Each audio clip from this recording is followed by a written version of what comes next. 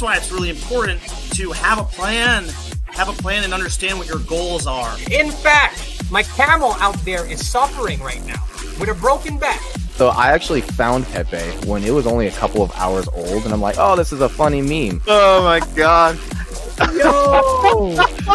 Who is this DJ? The old man is swing trading over years at a time.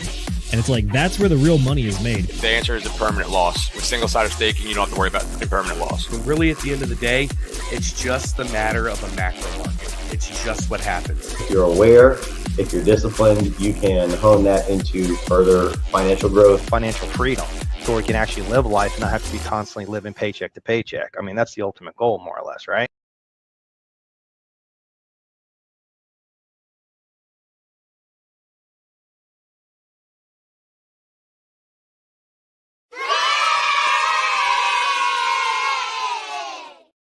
Ladies and gentlemen, boys and girls, crypto degenerates, ducks and squirrels, welcome to this fantastic Whiskey Wednesday. It is June 25th. Happy birthday to my coworker. If you're out there listening to this right now, I know it's your birthday, Levi. I hope you're having a great day. I hope all of you folks at home are having a great day as well.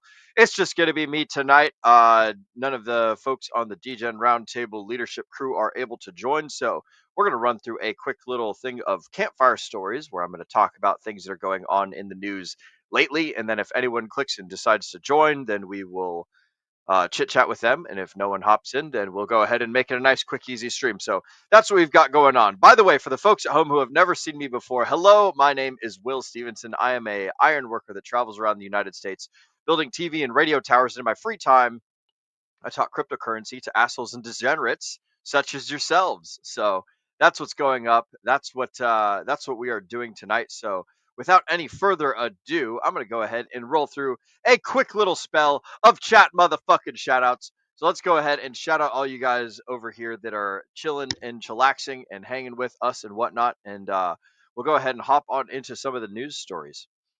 So we've been joined first and foremost tonight by Miss Amber Simon. Miss Amber Simon says hello. Hello to you too, Miss Amber Simon. Good to see you. Welcome to the stream. Reminder for everyone to like that smash button. I went ahead and wrote that while the intro was playing. We're also joined by Mr. Jonathan. Just me tonight. Yes, sir. It is going to be just me tonight. So that's what we've got going on. Yeah, and if anyone else hops in, then someone else hops in. And if no one does, then no one does. No sweat, guys. No sweat at all. We're also joined by Mr. Kenturian54X. Shout out to Kenturian54X. He says, what's up, DGen? What's up to you too, broski? Glad that we could have you with us. We've also got Mr. Mexican Lost in Asia. What's up, DGens? Bitcoin 107 or $107,000. That's pretty cool to see. What's up, Mr. Hexagon Lost in Asia? Good that we could have you with us as well. Mr. Centurion says, missed you on Saturday, amigo. Yes, I am afraid I was working on Saturday, my good friend, Mr. Kenturian54X. So I was not able to join the Dungeons and Degens thingy that we had going on. So I was glad that you guys were able to get the recording, though, of everything that was happening over there in the D&D campaign. So I went ahead and made some notes for it, so everyone in our little D&D campaign can kind of have a little summary of the things that happened, and they can look at all the encounters and see what rolled out and things of that nature.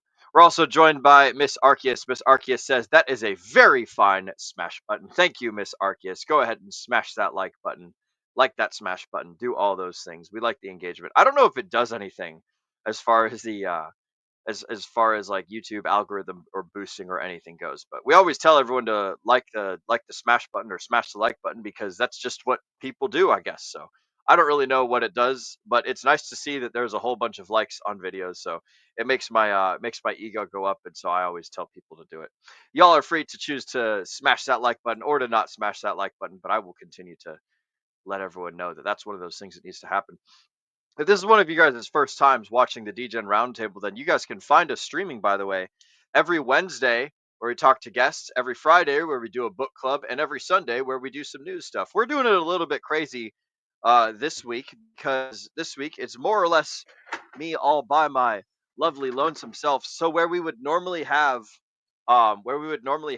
a Wednesday friendship show with other people, there's like no one on the DRT crew that's able to join me. So I'm just going to do some quick, fancy, easy news. On Friday, when we normally do book club, we're actually not going to be doing a book club. We're going to be doing Marine Corps rifle marksmanship instruction classes. So I've got this fancy schmancy Nerf, Nerf, not airsoft. What the fuck is it called? A Nerf Fortnite M16. So we're going to be doing some introduction to rifle marksmanship using this fancy schmancy gun. So that's what we're doing instead of book club. And then on Sunday, I have no idea what's going on. So we'll just see what's happening for each and every one of those days. It might just be a campfire story for both Wednesday and Sunday, but we will go ahead and just do the streams as we see fit. So that's what we got going on. That's what happens when everyone leaves and I'm left to drive the ship as we do whatever the fuck I want. So there we go. Mr. Jonathan, send the link your way. Bro, the link is already in the DGen Roundtable stream section under Telegram. So if you want to hop on the DGen Roundtable Whiskey Wednesday, then click on the link that is in the DRT chat under the stream link topic. So that's where that is tonight. And yeah. So that's what's going on. Thank you all for joining us tonight, by the way, or joining me, I suppose. It's gonna be a simple little show. So we've got we've also got Mr. K Hudson has literally just joined in before I was about to share screen the Telegram news things, and we were gonna run over some of the news. Mr. K Hudson says, "What's up? What's up to you too, Mr. K Hudson? Glad that we could have you with us tonight as well." You know what? I haven't done a fucking sticker giveaway. Let me go ahead and get that banner scrolling. Where is it? Type Shrimp Tech. There we go. Shrimp Tech for the chance to win free DRT stickers. For those of you who have been living under a rock or have not seen any of the recent streams, I got a shit ton of DGen Roundtable sticker merch and shit that I'm looking to get rid of. And the way that I'm looking to get rid of it is by doing stream giveaways. So without any further ado, go ahead and type in hashtag Shrimp Tech in the comments. I'll go ahead and start it off. But type in hashtag Shrimp Tech in the comments for a chance to win free DGen Roundtable for a chance to win free DGen Roundtable stickers. Everyone that types in hashtag Shrimp Tech will get stickers. Oh my goodness, my caps lock was on. There we go. Hashtag Shrimp Tech. Bam. No spaces, just like that. So type in hashtag Shrimp Tech in the comments below. And you guys, if you send me anyone who types in hashtag Shrimp Tech, you get free stickers, right? You get one of these, but I've also got other ones that I've shown you guys some of these other ones that I got. You know, there's other like crypto stickers and things. Oh, that one's green, so like the green screen blocks it out. That's funny as hell. I've got other fancy stickers and ones that I'm purposefully not showing people. But anyone who types in Shrimp Tech gets free DGen Roundtable stickers mailed to a location of your choosing. You could tell me to mail it to the President of the United States house. You could tell me to mail it to your house, to a random PO box, whatever.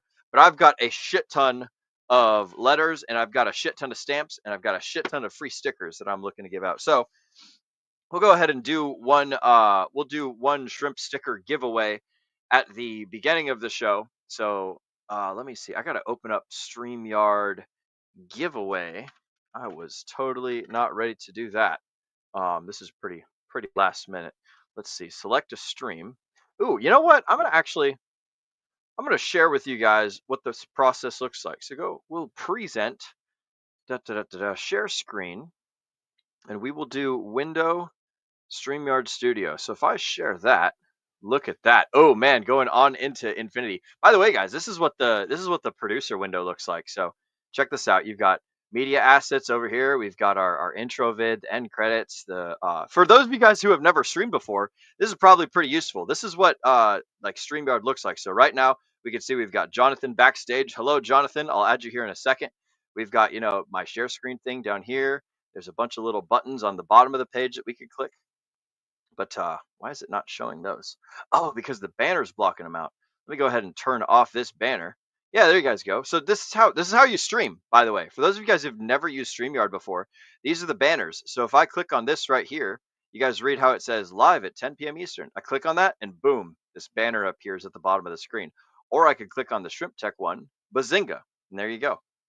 Check it out. So we can go to the comments, and I can see all the comments that you guys are typing in there, scroll through them. Like, you know how we always talk about starring comments? This is how you do it. And it makes a whole other little tab where you can look at starred comments. So that's for shit like the Fresh and Fit show, where they all have like super duper crazy comments. But anyways, that's some of the StreamYard stuff. So you got the banners, you've got the media assets where we can play the Rickroll video, or we can do other cool things. You can change the backgrounds, make it do all sorts of crazy stuff. So like whenever you see Mrs. Producer producing, this is kind of what it looks like. And we've got little music stuff down here where we can play like different drum rolls and heavenly music, death themes, night driving, all sorts of stuff. So that's like whenever I click on that StreamYard giveaway button thing, that's what it does. And then there's a style page. I don't use this style page. I stay the fuck away from that. And then there's a private chat for all the stuff going on in the backstage. But this is kind of what it's like to stream, guys. If you open up a StreamYard account, it's super duper simple, super duper user friendly. Look, I can even change up the way that the cameras are going. So right now we're on the presentation camera, but if I click on this, bam, then it brings me back to the regular presentation camera. But if I click back on, or the regular camera slot, so this is like our Campfire Stories one. This is the one that we do for like Whiskey Wednesdays and Campfire Stories and things when we have a different, let's see, go to a different media asset. So like if I click on this one right here, and then I click this guy, then you see it does that crazy cool, this is that one layout that Mrs. Producer made. So I could also click on that and it changes it over there, and I have to change the camera view and blah, blah, blah, blah, blah, blah, blah. So here you guys go, a little bit of an introduction into what it's like to stream. But before we do anything too crazy, we're going to go over here and let's see, is it still, okay, it's still sharing that tab. So then we have to go to giveaway. Where the heck is it? Giveaway. Bam. StreamYard.com/giveaway. So check it out. It's still showing this window. So we go and click the DGen Roundtable because that's who we are. We choose a stream, bam, and then we type in the magical word. So the magical word is shrimp tech. Bam. So start collecting comments. So there you guys go. You can see we've already got 3 comments in there, right? And that's essentially how StreamYard works. So you guys get a little bit of a class on how to do some streaming stuff today. And while I've been talking my mouth off, everyone's been typing in Shrimp Tech into the comments. So make sure that you guys type in hashtag Shrimp Tech, all one word. So Amber, you're going to want to redo it. I'll give you a second or two to redo it. It has to be hashtag and Shrimp Tech all in one solid word, just like that, just like that, just like that. I don't know what that little box is behind it, but oh, excuse me. But that's how that is how it has to be in order for the StreamYard giveaway tool to accept the hashtag into the runnings and things. So let me go ahead and click the share screen again.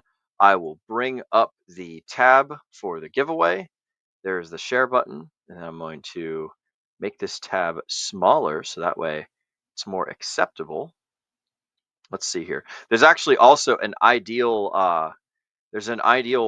window aspect ratio for doing share screen stuff. So like right now I have shrunk this window down to like this big on the screen where it would normally be this big, so that way it shows up bigger. So if I make it large normal size like that, then you guys can see the aspect ratio changes and everything does different stuff. But if I drag it down, then I can change it to fit the screen better. So just some fun little things that happen over here on the production side.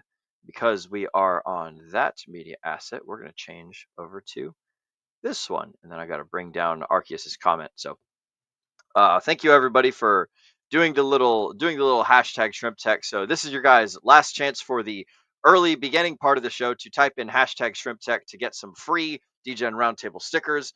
I knew I should have got a sticker printed of some shrimps, but I chose not to. We still have quite a few secret stickers left over. We've got secret sticker style number 1 and secret sticker style number 2. So those are the cool ones that I'm not going to be showing, and that you guys are just, the only way that you're going to find out about those is if you get them mailed to your house. And the only way you get them mailed to your house or to your friend's house or whoever is if you type in hashtag Shrimp Tech and you win this magical fancy schmancy drawing. So there we go for that. I'm going to scroll back over to media assets and let's find a music thing to click. Ooh, we've got drum rolls. We've got royalty-free epic music. So we're going to play that. And then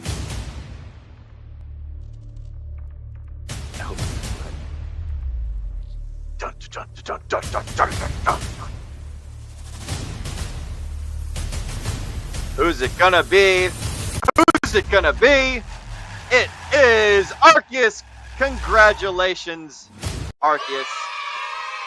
You are the winner for today's first entry of the night for the hashtag Shrimp Tech. There's still two other people. There's still K Hudson and DGen Roundtable. It did not count yours, Amber, because you typed it in incorrectly. So you got to type in hashtag Shrimp Tech, all one word, in order to get this sticker winning draw thing that we've got going on. So let me change the background again back to the normal fire tender, and we'll get right on with the show. So, we've actually been joined by another lovely lady. Welcome to Tam Tam, who says, hello, my lovelies. Hello to you too, Tam Tam. Good to have you with us on this fantastic Whiskey Wednesday Campfire Story stream.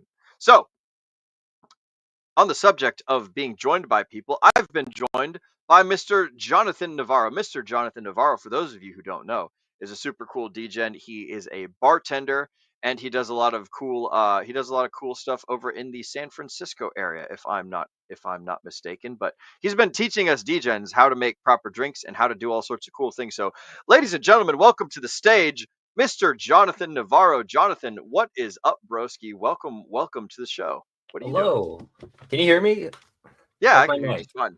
Yeah, I've been Yeah, you're updating good, my bro. mic. What's up? Okay. How Yo, you doing? you want some updates? My God, it's been 2 weeks now since I chatted with you guys? Man. Yeah, bro, let's have some updates. What's new and exciting with you? That's my So, go-to question, by the way. okay. So one of the things we talked about last week, or I mean 2 Yeah. weeks ago. My friend that's in prison, he called me. Dude, Oh yeah? Yeah. I picked it up, right? That's awesome. And then yeah. So it was cool. I chatted with him. And then I was going to visit him, but there was an issue with that. Mhm. So my friend who's a cop said, I don't think that's a good idea for you. And I said, well, why is that? Right? It's because they log me into the system, and because he has some particular cases on him. It would look bad on me. So because I'm applying for engineering jobs, and a lot of these jobs are government contracted, if they do a background check, they would associate me with that. So Mm. yeah, like if you think about it, it's 3 months on him versus 4 years. So I think he can wait 3 months. It's gonna be all right. I mean that. Oh well. This is the price to pay. So be aware, guys. If you got friends in jail, then you might not be able to visit them because they might tarnish your own record. So there you go. That's funky, man. I had no idea that that's something that would like. Yeah, they do background checks. I didn't realize that, but yeah. Good news. So I had an interview yesterday for my engineering job. Oh yeah. Yeah. They really liked me. Now Oh yeah, dude. they said they're gonna call me back next week before the 4th of July, and then they're gonna test me, motherfuckers, dude. Written exam. My God, Bro, it's like part of life. You should expect to be tested. no. I mean, like it's man, I thought I was done with exams, like written exams. Bro, like, life's an exam. Yeah, that's true. but it's all good though. I've been studying. I've been checking up electronic schematics. Brushing up here and there. Other than that, what's the nature of the job? Medical device. I don't. Oh, okay. So medical device. I've got it. I will, like, if I get hired, I will be building a particular robot that is done for precision surgeries. Oh, that's pretty cool. You and Johnny Chaos are both into the like medical stuff creation field. He's got his project that he's working on, and then he also like builds the medical stuff he was telling us about on the last Whiskey Wednesday. I don't know if you caught that one at all. No, I wasn't on last week, but the area that I live in, a lot of it is medical device, so that's just the abundance of the companies here. So Okay. it's more likely that I would be working in that field. That's kick Um, ass, man. the other one is construction, but I have nothing like no background in construction, so it's a little bit more difficult. Yeah. Well, I'm gonna give you a hint, bro. Most people don't have a background in anything when they start, so it's like you got like Kobe didn't start life as a basketball like super good player, man. I forgot what they're called, NBA guy or whatever the fuck, basketball player. So everyone's got to start somewhere. You're doing good. Keep it up. Well, thank you. Yeah. Well, sweet man. So prison guy gets he's a I'm not gonna say he's a scrub that can't get no loving from me, but he's just gonna have to wait another 3 months to be able to hang out again. And that's cool that your letter for the folks at home. Can you give like a brief synopsis uh, of the situation, just to kind of like catch up the folks at home who might not have been here 2 weeks ago when you were first telling your story? Oh, right. So I have a friend. So I was working with him. And I just recently just been acquainted to him. Mhm. Um, so I was working with him, and then he was inspired by the achievements I have, or the little achievements I have at the beginning of my life. I'm a young guy. I'm 25. So Yep. he's 27. But he's made some bad decisions, right? And I guess he hasn't grown as a person for a long time. So he ended up moving into just doing bad things. Anyways, he was caught with such bad things, and then he was under like a 2-year case Hmm. with the courts. And then one of the things he asked me to do was write him a character report to his lawyer, uh, and in the hopes that it would help him reduce his sentence.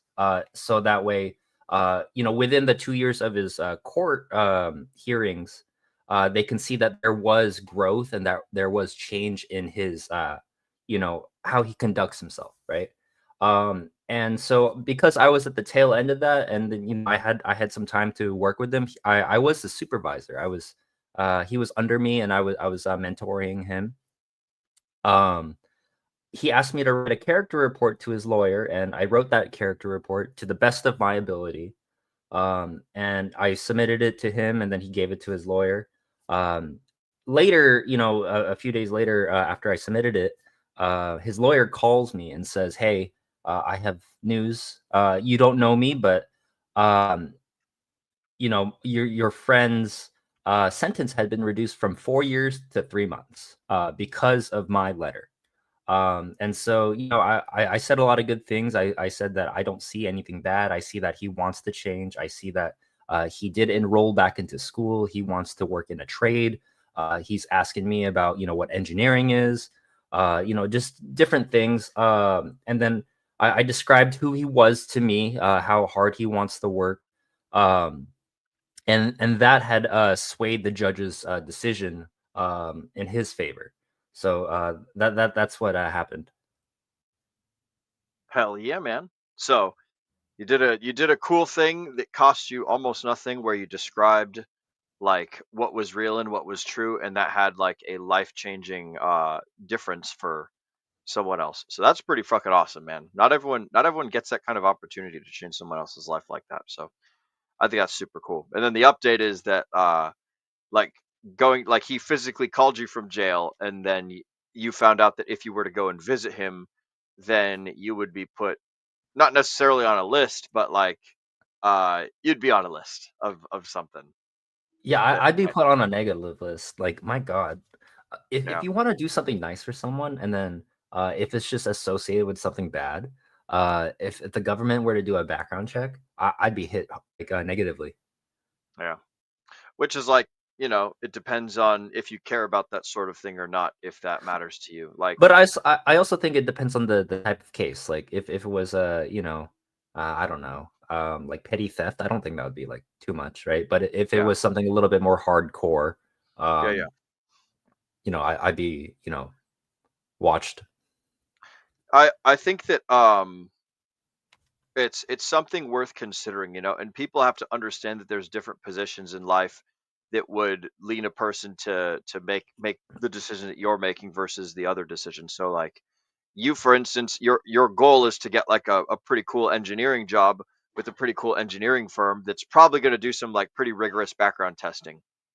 I Yes. would compare and contrast that to my situation where I'm literally like a knuckle dragger that fucking drags steel cables around in the dirt all day, and then I go and I hit things with a hammer up in the sky. And so like they're not doing background checks, bro. They're like fucking hiring meth heads and guys getting out of prison and anybody that'll throw on a harness and climb up into the sky and do some crazy shit. So they are not at all concerned with like what's on people's records and things. So like uh it would be something important to consider for people in one walk of life and something that would not be worth consideration for folks in other parts of life. Just like, everyone needs to consider what's most relevant to their own personal things. And so what the folks at home can take from this story is like try and understand the things that are going to change your life and try and understand the things that are going to make a difference or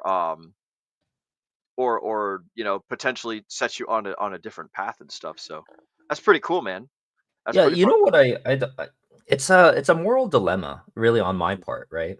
So like if I think about it, right?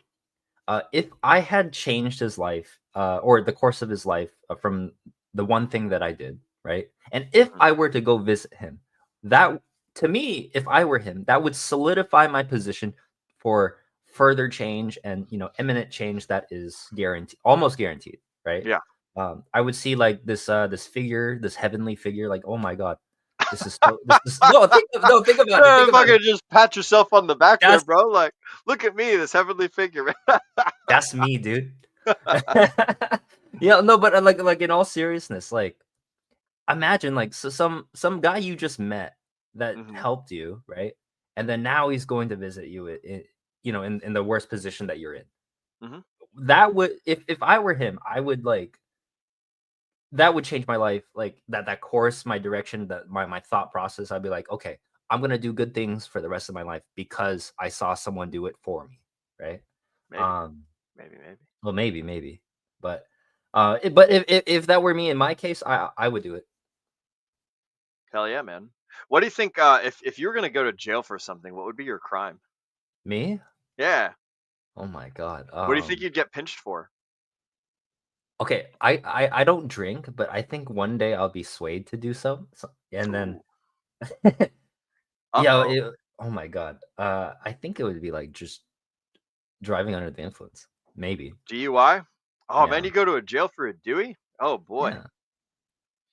Don't Or do it. speed. Okay, like I drive nice cars, but I think I'd probably speeding or like going super fast. Speeding. Speeding. Not speeding like ridiculously fast. Hmm. But I don't I'd do that. probably I'm a good boy. excellent. I asked the question because I was thinking like, man, what would I do that would get me in jail that I would want to see like other people to come in to visit me for? And I like immediately got to thinking like fucking drugs or like having guns in places that I probably shouldn't, like I've got this plastic this plastic toy gun on stream because YouTube will, kick us off of and ban the channel if I like hold a regular gun like while we're streaming or whatever. Like there's so many things that like that I do that I don't even think about like, oh man, is it legal? Is it not legal? Like I've driven through states before with weapons that in retrospect I realize is like, oh, I should not have gone through California with that because California does not, like people that can defend themselves or like more conservative states don't like people that have X, Y, and Z type of, weed or narcotic or hallucinogenic or whatever the heck. So if I were to go to jail, it would probably be for guns or drugs or I don't fucking know, man. Probably something simple like that. What Like I about a don't do bar fight? anything. A bar fight? Nah, dude, I don't Yeah. fight people. I'm not violent. I'm like the first person to walk away from a fight. Like I ain't got time for that shit, dude. And this is something that like people would do well to realize. It's like the person who walks away from the fight is the person who wins a fight. Like, if you engage with a random human being that is under some sort of, mind altering substance, and you don't know like what their levels of capability are, you don't know like what kind of things they've got hiding in their pockets, you don't know like what their past is, you don't know what their intention is. It's like that's a all over some probably pride stuff. Like I'm not saying don't defend yourself, for sure. Defend yourself, but like in those sorts of scenarios, the best defense is distance, you know? And it's like, yeah, I'll definitely swallow my pride and walk away from some dude talking shit if he looks like he's about to start getting physically violent or something. Like when you're cornered, and you got to get yourself out of that situation as quick as possible. But nah, dude, I don't engage in bar fights. That shit's for young dudes that are young, dumb, and full of cum that are trying to prove something to the world. And it's like I don't care about that shit. I'm 30, I'm 32 years old. I'm too old to be bar fighting. That's like stuff for 18-year-olds and 20-year-olds and people that are like trying to prove like, oh yeah, I'm fucking macho man. Nobody talks shit to me. And it's like, bro, shut up, get out of here. Go sort yourself out. So I wouldn't get in jail for a bar fight because I would never get in a bar fight. And if I'm around other people that are getting in bar fights, then it's like I need to pick my crowd more carefully and things of that nature. So like if the homies start getting jumped, then it's like, hey, fuck it, I guess we got to get the homies out of there and beat up everyone and then ask questions later. But it's like most people I would probably associate with myself would not be the types that would go and go looking for trouble. That's not part of my forte, not part of my the list of things that I'm interested in. I know too many people who have gotten in fights before and they're all broken and mangled and disfigured permanently. Like some of my coworkers, they've got like permanently like mangled hands from like punching someone in the face. And it's like, all you need to do is crack some of these things one or two times, and then congratulations, you can't do things with your hands the same way for the rest of your fucking life. And it's like that's very real consequences to very short, quick, like inflamed situations. So that's my 2 cents. I wouldn't go to jail for bar fights. And plus I'm too friendly. I'm too smooth of a talker, so I'd probably talk my way out of it anyways. You So gotta pull out your pocket dice. pull out my pocket dice. Yeah, your pocket dice, and you're gonna throw your marbles everywhere. Oh, Spook them, distract them. fucking pocket sand. I thought you said pocket knife, bro. And I'm like, fucking send it, No. dude. We got the fucking, we got the YouTube pocket knife guidelines. right Hey, here. hey, Yeah. chill. Oh, this is fake. It's a comb. Wink, wink. Too fast for people to see. No, it's important to be ready. It's important to stay strapped or get clapped. It's important to like be capable.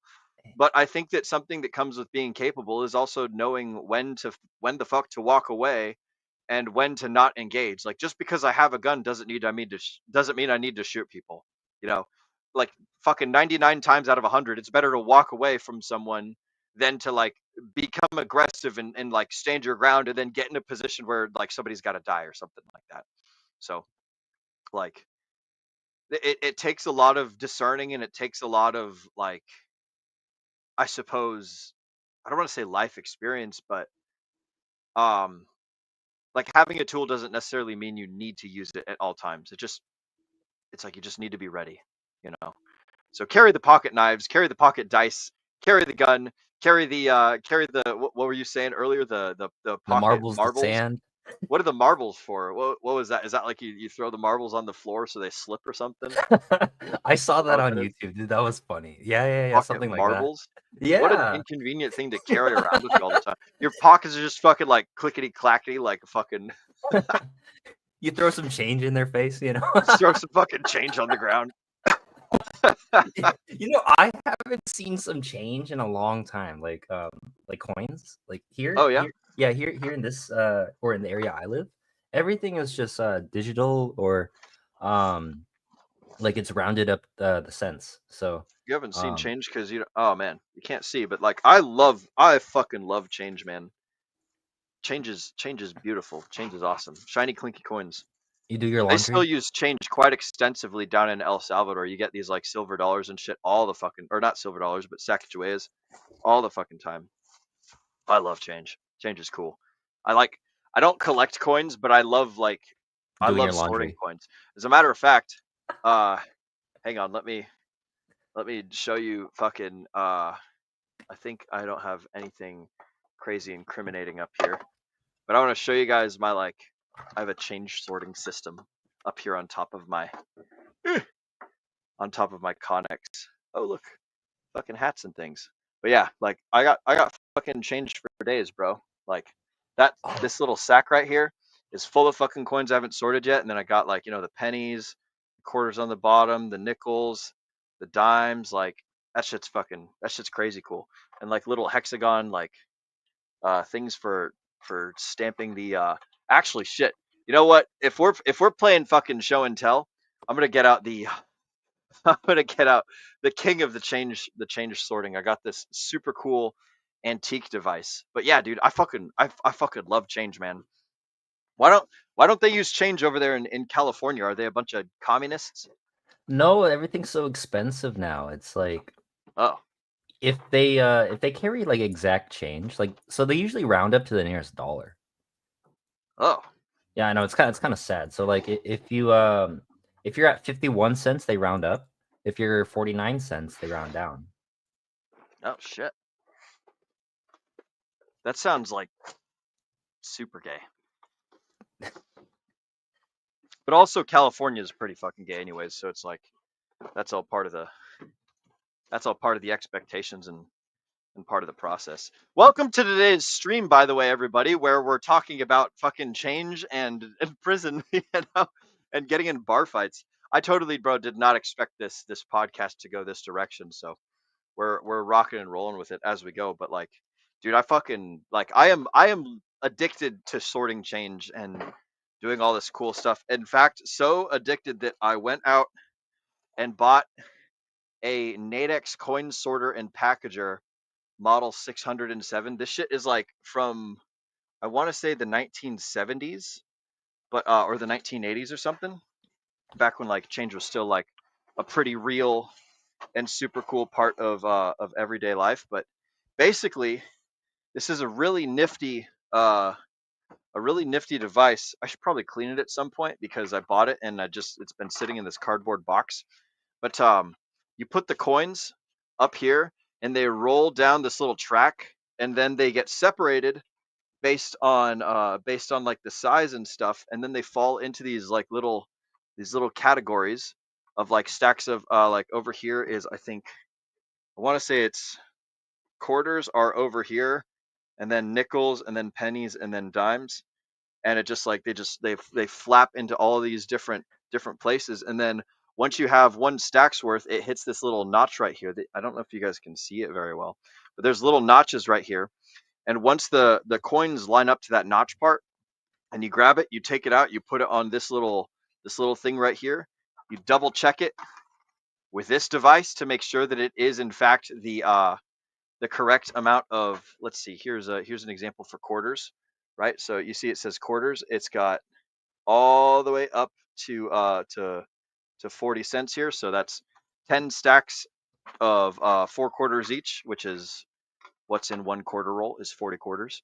And then you put the little sleeve on, just bam, like that. And then fucking your coins are sleeved up and ready to rock and roll. So like things I didn't think I would be talking about on stream today, fucking prison and guns and sorting coins and shit. But dude, you got me all excited when you started talking about change. Yo, I'm so happy because I got really excited that you have a Temu Coinstar. A Temu Coinstar? Yeah. What's You haven't seen those Coinstars? Like, you know, at your Walgreens or your CVS, you know, you go put your change into the machine and then it spits out Isn't like rolls Temu or like Amazon or something? Yeah. Okay. Oh, Temu's like that means like cheap or not good, right? Right? Yeah, like okay. Yeah. alternate. Yeah, bro, this is my Temu Amazon or my Temu Coinstar. Yeah. Dude, it's even got like super cool old-fashioned instructions on the back, man. Like this is a piece of history right here. So it's freaking sweet. I would say this is more like instead of Temu, it would be what's the like an antique store thing, but like from a like functional antiques. I can't think of what it would be called. Like a hobby store? Hobby store, yeah, I suppose so. But yeah, you prop this little bitch up just like that. You set it down on a solid surface, and you just drop coins up here, and it fucking sorts them all out. There's tons of ones that are battery operated and things. I wanted one that was like a physical manual thing, so that like you have to like interact with it. But yeah, bro, super cool. Those remind me of those speed loaders. October of 1988. That's when this thing was made. That's cool. A speed loader? Yeah, you know those bullet speed loaders for your magazines? Oh, yeah. Where you line all the bullets up and then you go and Yep. they're all loaded. Yep. Mhm. Yeah. I thought about getting some of those too, but I would have to go shooting a whole lot more to justify having one of those, I think. I actually don't go shooting very much. I teach other people how to shoot, but I personally don't shoot a whole lot. Forgive me, Boogie, if you're watching this, but I don't go shooting very enough. You would need to go through a lot of rounds to really like justify having a speed loader like that. But those things, they are really cool. I do like them a lot. But man, we've been joined by some other folks, by the way. Shout out to Mr. Hexcited and Brightlight. Hexcited says, "Good evening, Degens. Good evening to you too, Mr. or Mrs. Hexcited." And also Brightlight. Shout out to Brightlight Crypto, another streamer. He does some TA. I believe that he goes live after we're done here on Degen Roundtable. I can't remember what time exactly, but shout out to you, Brightlight. Good to see you, amigo. He's the creator of one of the most agreeable tokens in this space. So what's up, guys? How's the fire? The fire is fantastic. It was actually raining over here in Dallas a little bit earlier today, but it has since chilled out and relaxed a little bit. Good to see you, Mr. Brightlight. Good to see you, Mr. or Mrs. Hexcited. And also, Amber Simon says, "Love the secret stickers." So yes, Amber has received the secret stickers that she won from the draw. So shout out to Amber. And yeah, that's they are pretty cool and awesome. So you guys don't get to know unless you win the drawing. By the way, Arceus was the winner of the drawing earlier. So I need to put the banner back up. Where is it? There it is. Type Shrimp Tech for free DRT stickers and the chance to win more for the stream giveaway. I'm gonna adjust that at some point, but yeah, if you guys are watching, make sure like whatever platform you can type it in on Twitter, you can type it in on YouTube, anywhere you're watching. If you type in hashtag Shrimp Tech, all one word, then you get a free DGen Roundtable sticker. All you got to do is send me an address to send it to, and I will literally take this here sticker and I will put it in this one of these envelopes. I'll slap a stamp on it and then I'll drop. Oh fuck, I gotta mail Marcus. Marcus, I am so sorry, Mr. Marcus 72. If you are still watching, I have not mailed your stickers out. So I need to do that as quick as possible, broski. So I'm gonna make sure that I take care of that later today, and I will drop your stickers off in the mail, bro. You've been waiting on that for like, oh geez, I don't even know. Oh wait, no, I did mail you your stickers. I'm gonna have to check at some point, Mr. Marcus. I probably got to send you. Stickers. But anyways, that's all neither here nor there. Shout out to everybody who's typing in hashtag Shrimp Tech in the comments. So for those of you guys, a reminder: this is what it looks like right here. You just type in hashtag Shrimp Tech, like Mr. K Hudson, like myself, like Arceus, and whoever else has decided to type in hashtag Shrimp Tech. That's the way that you do it. It's just the hashtag and then Shrimp Tech, all one word. And you can throw in an emoji or something behind it. But as long as you get hashtag Shrimp Tech written down somewhere on either X or on YouTube, then you get free stickers. And there you go, Mr. Brightlight. Shout out to Mr. Brightlight. He has been added into the drawing. Right now, there's three people that are in the drawings, and I'm one of them. So like, if I win, then I'm just gonna roll again. So really, there's only two other people in the drawing. So make sure you guys type in hashtag Shrimp Tech and get you some free DGen Roundtable stickers. Also, because you've typed in hashtag Shrimp Tech, let me change the banner to the better one. There's one that says how to DM me. Oh, there we go. All right, so so this describes how the DGen Roundtable is live every Wednesday, Sunday, Friday, blah, blah, blah. And then it says type in hashtag Shrimp Tech for the chance to win free DRT stickers. Then send Will a DM at t.me/Will Stevenson, whether you win or not, so that he can get your stickers, or so he can get you your free sticker. So there you go. I need to rewrite that because that's way too long and way too verbose. But there you guys go. If you just type in hashtag Shrimp Tech, all you got to do is send me an address, and I will send you one of these, maybe even 5 of these. I don't know, however many I feel like throwing in the envelope. And then just typing that in gets you the free sticker. But then if you win the drawing, then you get extra super cool, awesome free secret stickers that nobody else knows about. So there you guys go. Good to see you, Mr. Brightlight. Good to see you, Mr. Hexcited, Amber Simon, Tam Tam, Arceus, Kay Hudson, Jonathan, all sorts of folks joining us tonight, and Kenturian54X. So there you guys go. Get you some free stickers. You can go slap them anywhere. The reason that I'm doing this is, one, because I like the DGen Roundtable. Two, it promotes the show. Three, it gets people like engaged and having fun and stuff. And in retrospect, I probably should have used this DGen Roundtable thing as the sticker template instead of this one, so that way folks can see like where they could watch us and stuff. But basically, I'm turning everybody who gets these stickers into free marketing agents. So there you guys go. That's why I'm doing all this stuff.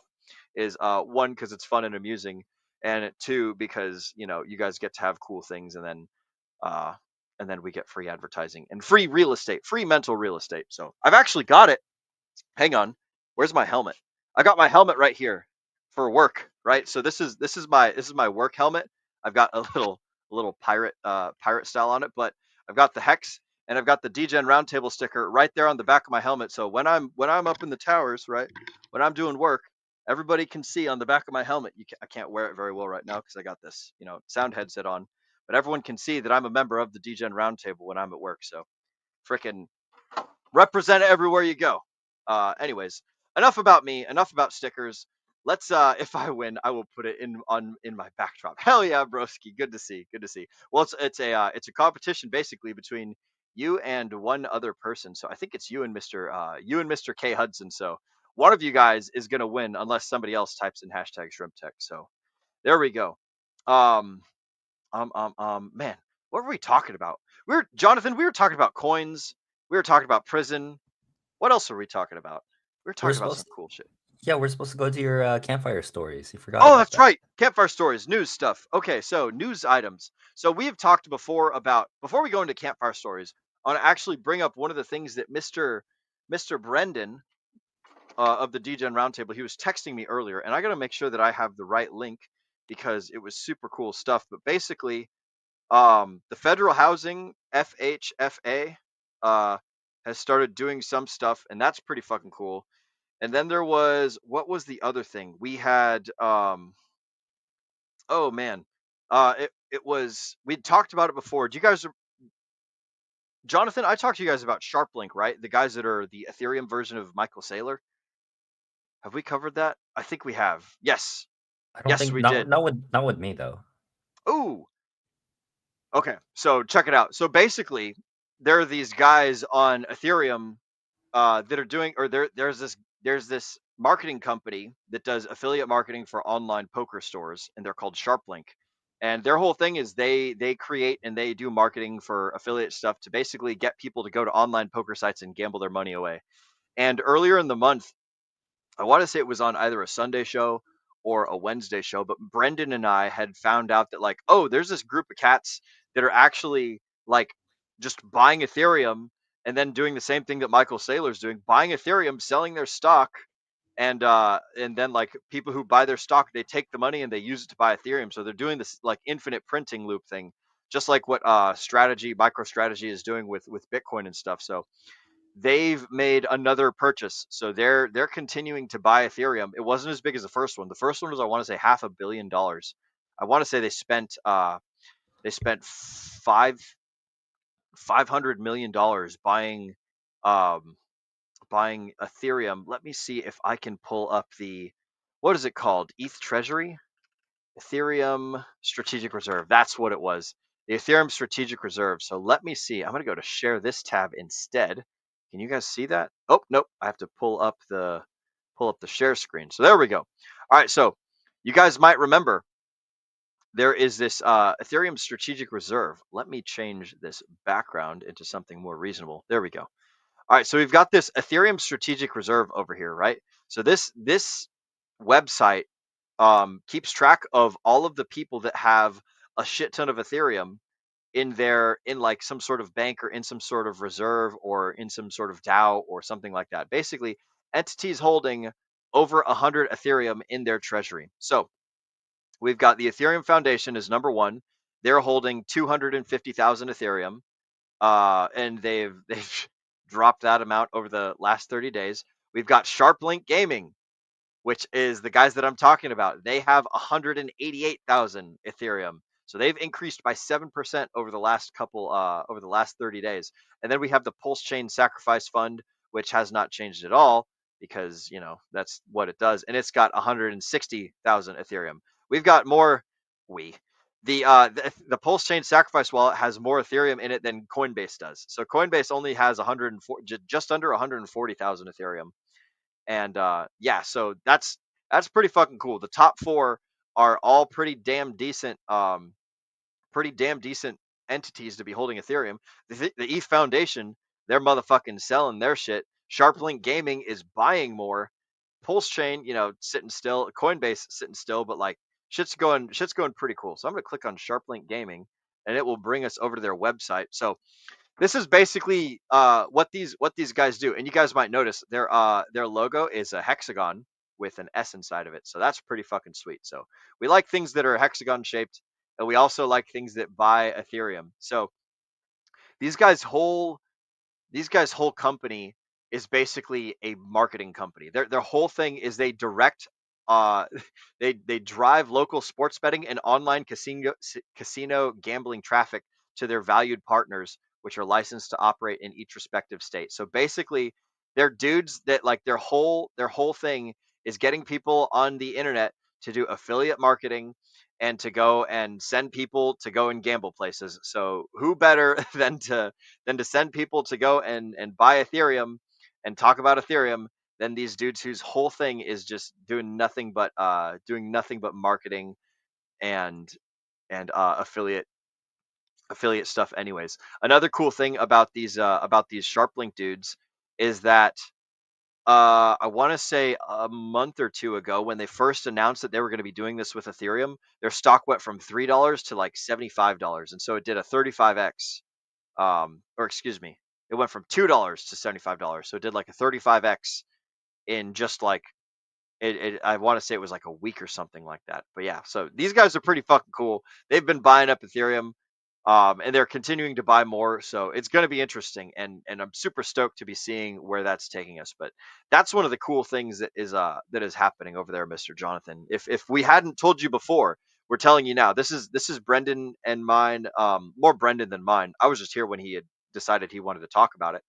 But Brendan, shout out to Brendan, the anonymous being of the DGen Roundtable. He was the guy that found this news article, and he thought it was super cool. And so this has been his and I's little baby, because we were the ones that were talking about it when we first found out about it. And shout out also to the Walk the Block people. They started talking about it too after we did the DGen Roundtable stream. So they probably have their own thoughts, and they were doing some cool things as well on it. But yeah, man, this is some cool ass news over here with the ETH Strategic Reserve. There's also people that have made like a Bitcoin Strategic Reserve. It's nowhere near as pretty or as awesome as this one is, but it's freaking cool to see people valuing the same networks and the same tokens that we are. So does that make sense, Mr. Jonathan? Does that answer the questions that you might have had, or that we had informed you about the ETH Strategic Reserve? What do you think? I like my money. I don't gamble. That's what I gotta say about that. Well, yeah. So you're not their target audience, right? But their target audience is set to be buying the things that are heavily correlated to your things. And so Yeah. Hart's Law, when like if I have a whole bunch of bananas and the bananas are tied very closely in price, like there's a huge banana liquidity market between bananas and dollars, right? And I've got dollars when I've got dollars in my bank, and there's a whole bunch of bananas that are heavily tied in liquidity to dollars, when people start buying up all the bananas, the value of the dollar goes up too, because they're carried together by liquidity and market making in Hart's Law. I totally did a very terrible job of butchering that quote, but it's essentially things that are heavily liquidity tied rise and fall in price as the one or the other goes up and goes down, based on like the market evening itself out and doing all that stuff. So you don't have to be a gambler, John, but the other people are. And these dudes are finding those other people, and they're bringing them and doing marketing, and also talking about Ethereum and buying Ethereum. So they're doing like real life business, and they're buying Ethereum, and they're like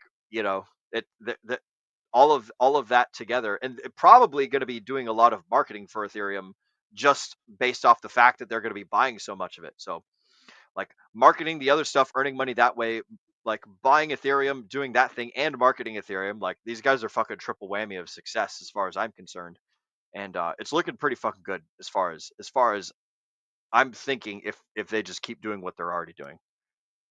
Yeah, I like this. This is a very interesting company. Mhm. Yep. So you guys heard it here first. You guys can go check out their stuff. And if y'all want to check out the other strategic Ethereum reserves, then you can go to strategicethreserve.xyz. So that's like strategic, like strategy, ETH, like ETH, and then reserve.xyz. And you guys can check out all those cool little things going on and just follow along right along with us. We're joined also by some more folks that have hopped on into the comments. So shout out to Mr. Paul Sachs with his hashtag Shrimp Tech. That time you used your prison wallet, Will. I don't know if I've ever used my prison wallet, good sir. I've not had the opportunity, but hey, shout out to whoever invented prison wallets and bringing those things to life. There you guys go. I'm not sure what would be the best thing to smuggle in the prison using the prison wallet? I'm sure that there's a great number of things, but these are some good spells that you're casting, Mr. Paul Sachs, getting me talking about things. We've got Amber Simon again. She has typed in the correct hashtag Shrimp Tech. We are up to 5 entries for stickers and things. By the way, we're also joined by my good friend Mr. Slide 180, my buddy Josh from the Marine Corps. I've got your stickers sitting right here, broski. So when I come and visit you, I'm delivering. Oh, excuse me. I'm delivering these stickers right into your hands, good sir. And if you win more stickers in between now and then I will add them to the pile. We've also got Mr. RH Max, Mr. Richard Hart Maximalist. He has joined us as well, saying, "What's up, gents? What's up to Mr. You? What's up to you too, Mr. RH Max?" For those of you guys that don't know, go check out RH Max's Twitter. He is putting on a Pulse Chain conference from July 15th to 16th, and I think it might be the 17th as well, but I'm not positive. I have to go check. You know what? As a matter of fact, I'll just open up Twitter in a new page, and I will type in RH Max right now. Hey, there we go. I'll do a share screen here, making sure that I am not. We've got Jonathan has entered into the Shrimp Tech. Good call, Mr. Jonathan. But shout out again to Mr. RH Max. He is putting on a Pulse X, the Pulse Exchange conference. So I'm going to go ahead, pull up my share screen, and bring up Mr. RH Max. So here's his Twitter, RH Maximalist. So that's where you guys can find him over on Twitter. And he's got a Pulse X conference 2025, and he is now accepting speaker submissions. Aha! I'm glad that that I double checked this because it is July 14th and 15th, and it's going from 1 p.m. to 7 p.m. Eastern time. So there you guys go. You guys can all of this is hosted live and streaming at rhmax.tv. So you guys can see up here, rhmax.tv is the website. I've actually never gone to this website. I'm going to give it a clickety click and see what goes on over here. Mr. RH Max, I hope that... Oh, look at that. It takes us right over to his YouTube. Okay. This is RH Max coming at you with a message for all the crypto space. Could you guys hear that audio? Was that playing, Jonathan? I heard it. Okay. All right, cool. Well, here is RH Max's YouTube channel where you guys can see the streams that he's going to be doing. So that's pretty freaking cool. We're going to go back to his Twitter page, but basically what's happening is they're going to be talking about PulseX, they're going to be talking about incentive, talking about Pulse Chain, Hex, the ecosystem projects, bullish statistics and bearish cases, decentralized finance, marketing, health, longevity, artificial intelligence, sci-vive, debates, and lots of winning. Get submissions in early for your best chance at doing a talk or joining a panel. Link below to get started. And one of the things I should mention is the link is actually the first comment. So make sure that you guys click on that link right there. Link to be a speaker at Pulse X conference. Bam.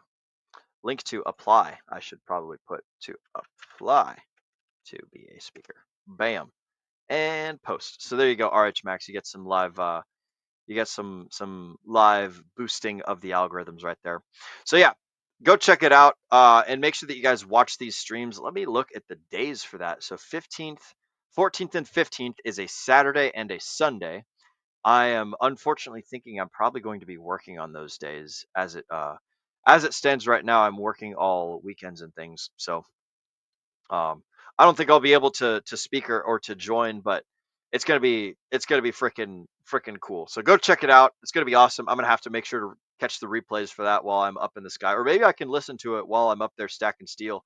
That would be cool. But yeah, go check out RH Max. Everything that he does is freaking awesome. So there you go. Oh, and we've had Mr. Josh, Mr. Slide 180 has typed in hashtag Shrimp Tech. So now we are up to 7 entries for the hashtag Shrimp Tech. Reminder, everybody, type in hashtag Shrimp Tech for the chance to win some free silly stickers. And if you just type in regular Shrimp Tech and send me an address, then you get one of these stickers for free, or maybe multiple of these stickers for free. I'll probably end up sending you multiple because what do I got to lose? They're just fucking stickers. So there y'all go. And that's all I've got for that. Let's go ahead and let's see, what's the next part of the show? What do we want to do, Jonathan? Do we want to go through some fucking campfire stories here, broski? Yeah, let's do it. All right, let's fucking do it. So I have to go ahead and remove that share screen. Then I have to present. Oh, it says stop. Stop screen. There we go. Present. This is not my first time producing, but let me tell you, this this system is a little bit different than I almost did some bad doxing stuff there. So I got to make sure that before before I share my screen, I take down all of the craziness. So there we go. I've got Telegram pulled up, and let's go ahead and share it. And let's see. Oh, nice. We can see it perfectly and beautifully. So here we have some crypto news, ladies and germs. So we are starting. Let's see. It says June 22nd up there at the top. Can you guys see that?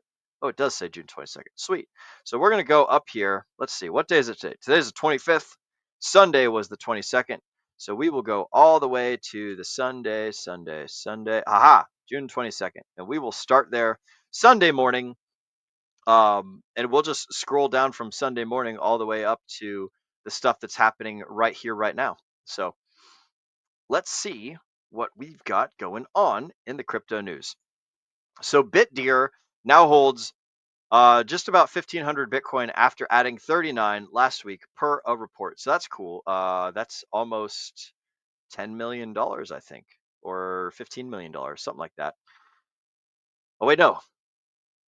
How much is 1,000 100,000s? Man, I don't even know. BitDeer holds a bunch of Bitcoin, so congratulations. They've got a bunch of Bitcoin. They've been doing good. El Salvador keeps buying 1 Bitcoin every day. They bought another 8 Bitcoin in the last 7 days, so that's what they're doing. Good job, El Salvador. I wish that you guys would bring it back as a currency. Shout out to El Salvador for being the first to make it legal tender, but they have since rescinded that legal status. I think they engaged in the International Monetary Fund, the IMF, basically the bankers of the world. Good bankers, bad bankers, whatever. But they accepted a loan from them, and in so doing, they more or less hampered their ability to use Bitcoin as a legal currency. One of the stipulations of accepting this loan was that they could no longer use Bitcoin as legal tender in the country. So that's kind of a bummer. But hey, they're still buying. I would like to see El Salvador go back to being the forerunners in countries using Bitcoin as national currency, but we'll see what else they do. All right, next up, we've got Thailand has approved 3 applicants to set up virtual banks to boost digital financial services. That's good stuff. 3 banks that will help buy Bitcoin. Michael Saylor hints at buying more Bitcoin. Nothing stops this orange. Good job, Michael Saylor. You're a bit of a clown, but we fucking love you. We've got some more numbers of market overview. Again, guys, remember, this is all Sunday stuff, so we don't really care about any of that. That is old data. Oh, and then Bitcoin shot down. Again, this is old data, but Bitcoin shot down to 101,000, and then it shot down to 100,000. And then Tether minted another $1 billion. So there you go. Another $1 billion USDT has entered into the market. So shout out to Sami talking about stablecoin super cycle. I don't know if I ever called it a stablecoin super cycle, but I do remember about like a year ago or a half a year ago, just talking about how much like stablecoins are popping up in all of the crypto news stuff, and how cool it was that like there's just a whole bunch of stablecoin things happening. So shout out to Sami for doing the real journalism in that. Let's see. We've also got a whole bunch of liquidations. Then Bitcoin tapped down on 99,000 at some point. By the way, this is another great site if you guys are interested. BTC Tick. So I'll go ahead and click it.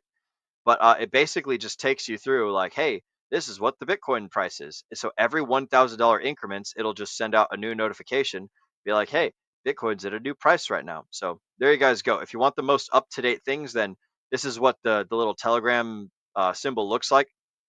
And it just tells you every $1,000 increments what Bitcoin hits. So we're currently sitting at 108. So live on stream, Bitcoin went to 108. So there you guys go. Then we'll go back though to the crypto news thing. So let's see what else we got. So this is from Trump. Great unity in the Republican Party, perhaps unity like we have never seen before. Now let's get this great, big, beautiful bill done. Our country is doing great. Make America great again. So I'm going to go ahead and put a clown emoji because that's hypnosis words. Then I'm going to put a thumbs up. Then I'm going to put a poop emoji because that's about all of my emotions regarding that. Is like Trump definitely likes to speak in hypnosis terms. And I will say, I don't know a whole lot about what's inside the Great Big Beautiful Bill, but I would imagine since it's called the Great Big Beautiful Bill, that it's probably full of a bunch of shit that's not great, big, and beautiful, much like the Patriot Act and much like the I Love Puppies and Kittens Act. Like all of these things are not what they're called to be. So, just kind of keep that in mind. Keep that in mind, folks. And ooh, let me see if I click on this one. Ooh, that allows me to present a little bit differently. Let me, if I can, that makes us look a little bit bigger. If I do this, no, that makes it useless. Damn it. We're going to go back to the normal screen. So there we go.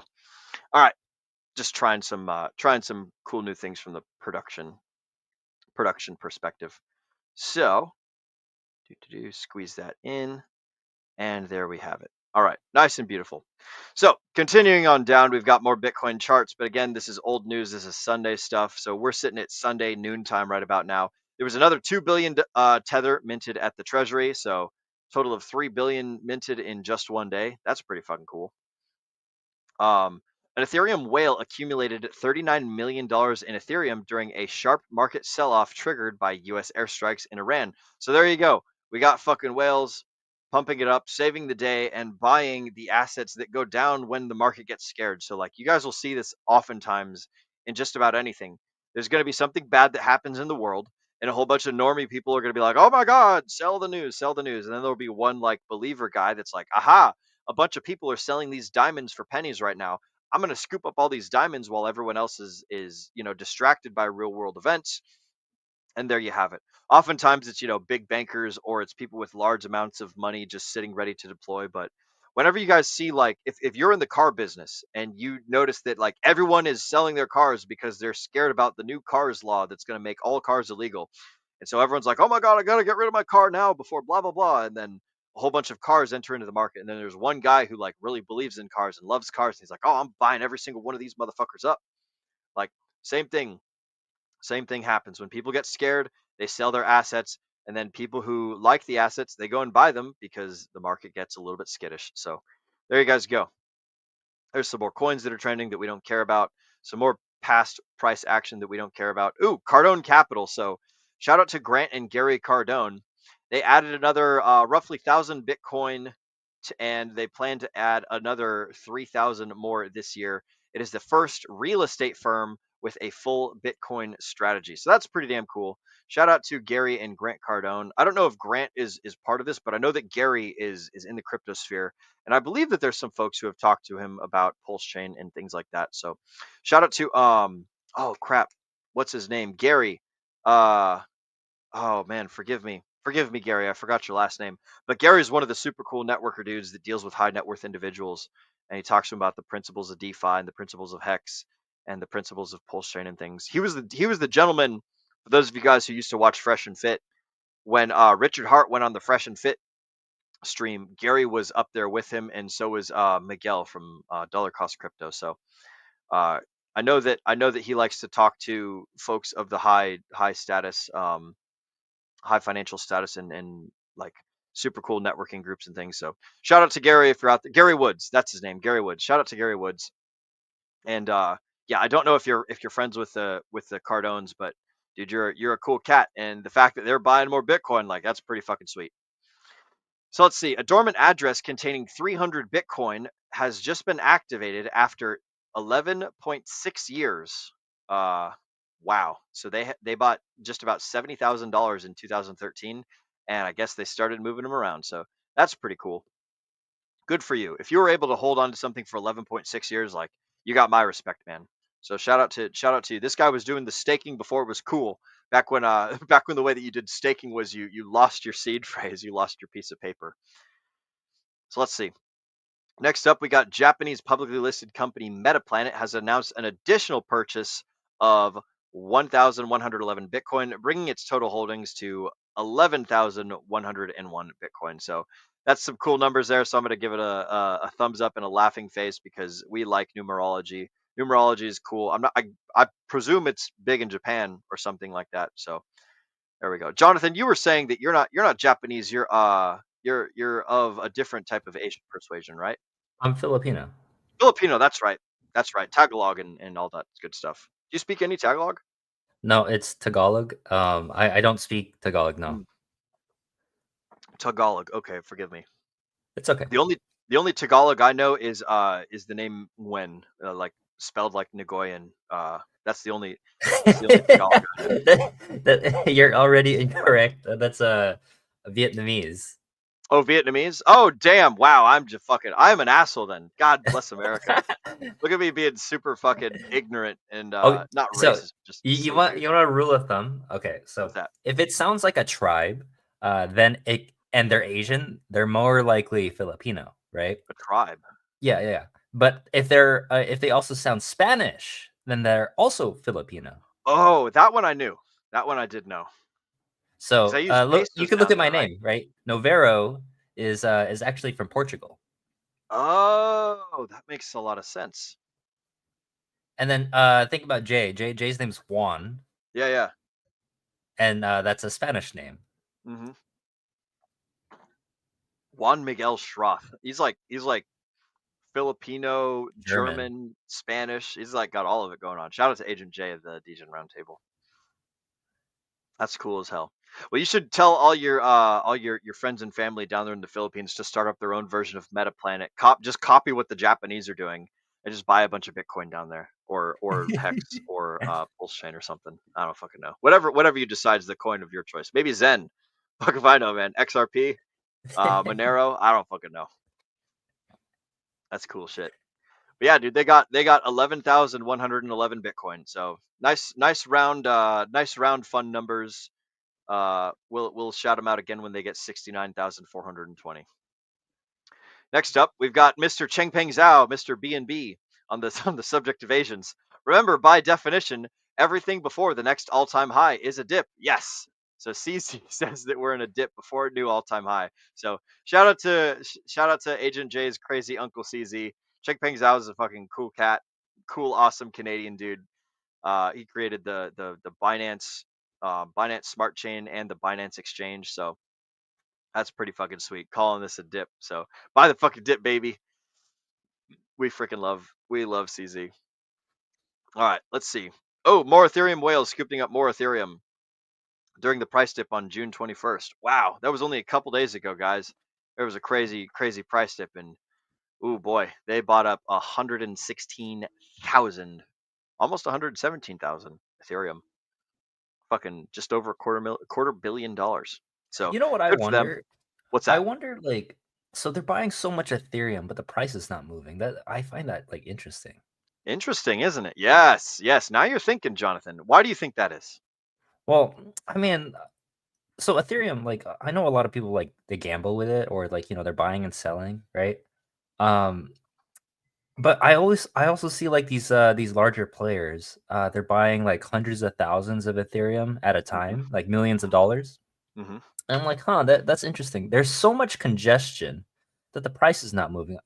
I don't know what that is. I haven't looked too much deeply into it, but I was like, yeah, that's crazy. Like one big purchase, right, is not moving the chain.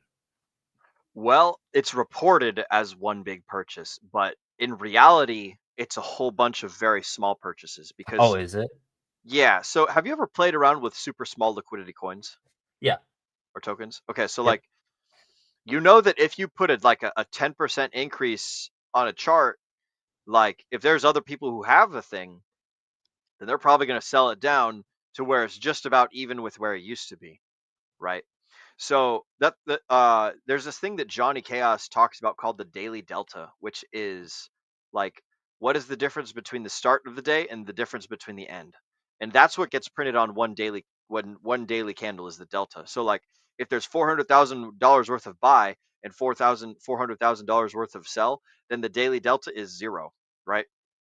And so if you've got a shit ton of people selling and you've got a shit ton of people buying, then it doesn't like what they're talking about is a whole bunch of people were selling and these whales were scooping up the price because they're like, oh, people are dumping it. Hell yeah, that's a sweet fucking deal. I'm buying right now. So these whales counteracted basically these panicked people selling and stuff. Yeah, So no, I get that, but like I yeah. was wondering, like if I guess I didn't look too much into it, but Mhm. when it gets reported as 100,000 ETH being bought up, I'm like, oh, there's a single purchase, but apparently it's Yeah. Yeah, so this is Ethereum whales plural scooped up over this much ETH, you oh, know. I see. So like this is the cumulative like it's written to sound like one person did a really big cool thing. Like it's fantastical and awesome. But in reality, it's a coalition of everybody working independently without like coordinating with each other. They're just like, "Oh, sweet fucking price, I'm buying." And then they all bought it and that's where it stood. So there was a shit ton of market sell pressure, probably a bunch of normies, probably a bunch of just regular old everyday Joe Schmoes selling stuff because they're scared that market's going to go down. And I'm theorizing here. Nobody knows why people sell. Nobody knows why people buy. Like they're each individual personal reason. But in general, people sell when they feel emotionally bad and people buy when they feel emotionally good. So one person's trash is another person's treasure, right? And so if you got a whole bunch of people throwing away something valuable, and you got one person who's got a fat stack of cash who's like, oh shit, fancy opportunity, or like a handful of people, then they could just offset all those normies, like dumping all their diamonds for beautiful pile of shit dollars. So I read somewhere that the average American right now does not have $2,000 in their bank account, right, for an emergency fund. So I'm thinking to myself, if I buy one Ethereum, I'm a motherfucking whale. yeah, well, you wouldn't be a whale, but No, you would be above average. Yeah, it's a joke. but yeah, like you could just be average. You can be average or you can be above average. And again, like average is the middle of the bell curve, and it's like that's where most people hang out. You know, most people are also not getting on stream. Most people are also not writing letters to their friends in jail or to their friends' lawyers in jail. So like by the mere fact of you doing the things that you're already doing, you don't fall into the average category. So it's like it's not it follows when you describe that like you're financially able to also do things that are not average. So like that's good, man. That those are indicators that you're headed down the right path, that you're doing the good stuff. You know what I mean? I hope so. Hell yeah, man. We're gonna continue on with the news, and oh snap! I need to click over here to bring myself back on the right page. Mr. Hexagon lost in Asia, by the way. I could say bad words in Tagalog, so there you go, good sir. Excellent. We like it. We fucking like it. We've also been joined by Mr. M Rock Jockey or Mr. Ock Jockey. I bought my Hex diamonds at 10 cents. There you go, broski. That's good to know. I started buying Hex when it was at 4 cents, I believe. But I bought it up above like 10 cents. I was buying it 12 cents too. So I feel you, bro. I feel you. And then yes, Jay is a Filipino, not a Filipina. You are correct, good sir. I forget that there are different genders in other languages. So that is absolutely correct. Agent J is a Filipino. He's not a Filipina. He is a man, not a woman, and you can tell by his masculinity and non-femininity. So there you guys go. So shout out to Mrock Jockey and Mr. Hexkin Lost in Asia, bringing us back to reality. All right, speaking of back to reality, let's go see what else is going on in reality. So we've got whales depositing a shit ton of USDC into Hyperliquid and opening up a $100 million Ethereum long with 25x leverage. I wonder if he got stomped out. That's freaking awesome. We love to, well, I don't say we love to see it because, you know, we recommend against leverage because you're gambling with other people's money that you're lending your asset to use other people's stuff. So there you guys go. Just about $5 million on Hyperliquid at a 25x leverage gives him a $100 million position. So essentially, for those of you guys that don't know how leverage works, here we have a stack of 50 pennies, right? And I could take my stack of 50 pennies and I put it down on the table. There we go. You guys can see it now. I put my stack of 50 pennies down on a table and I enter into a contract that says, hey, like with this stack of pennies, I promise that I'm going to do some gambling for X, Y, and Z amount of time if you let me borrow this many, right? So here's a $10 stack of quarters, right? So I give somebody my pennies, I put it in a locked contract, and I get this much. Now I have to turn this much back in, right, at some point. But while I have this many quarters, I could put those quarters on the market, and if the price of those quarters goes up, then now I can sell all those quarters, and I can keep all the profit in between this amount and the extra that it made while the market was going up or going down. And then after all that is said and done, then I get my stack of pennies back.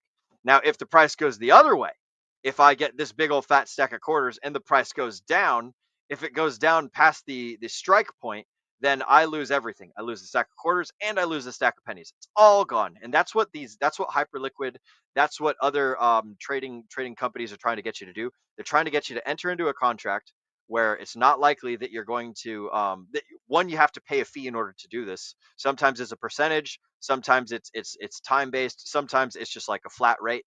But you have to pay a fee in order to lend your money, to borrow a bigger amount of money, to then go and play with it on the market.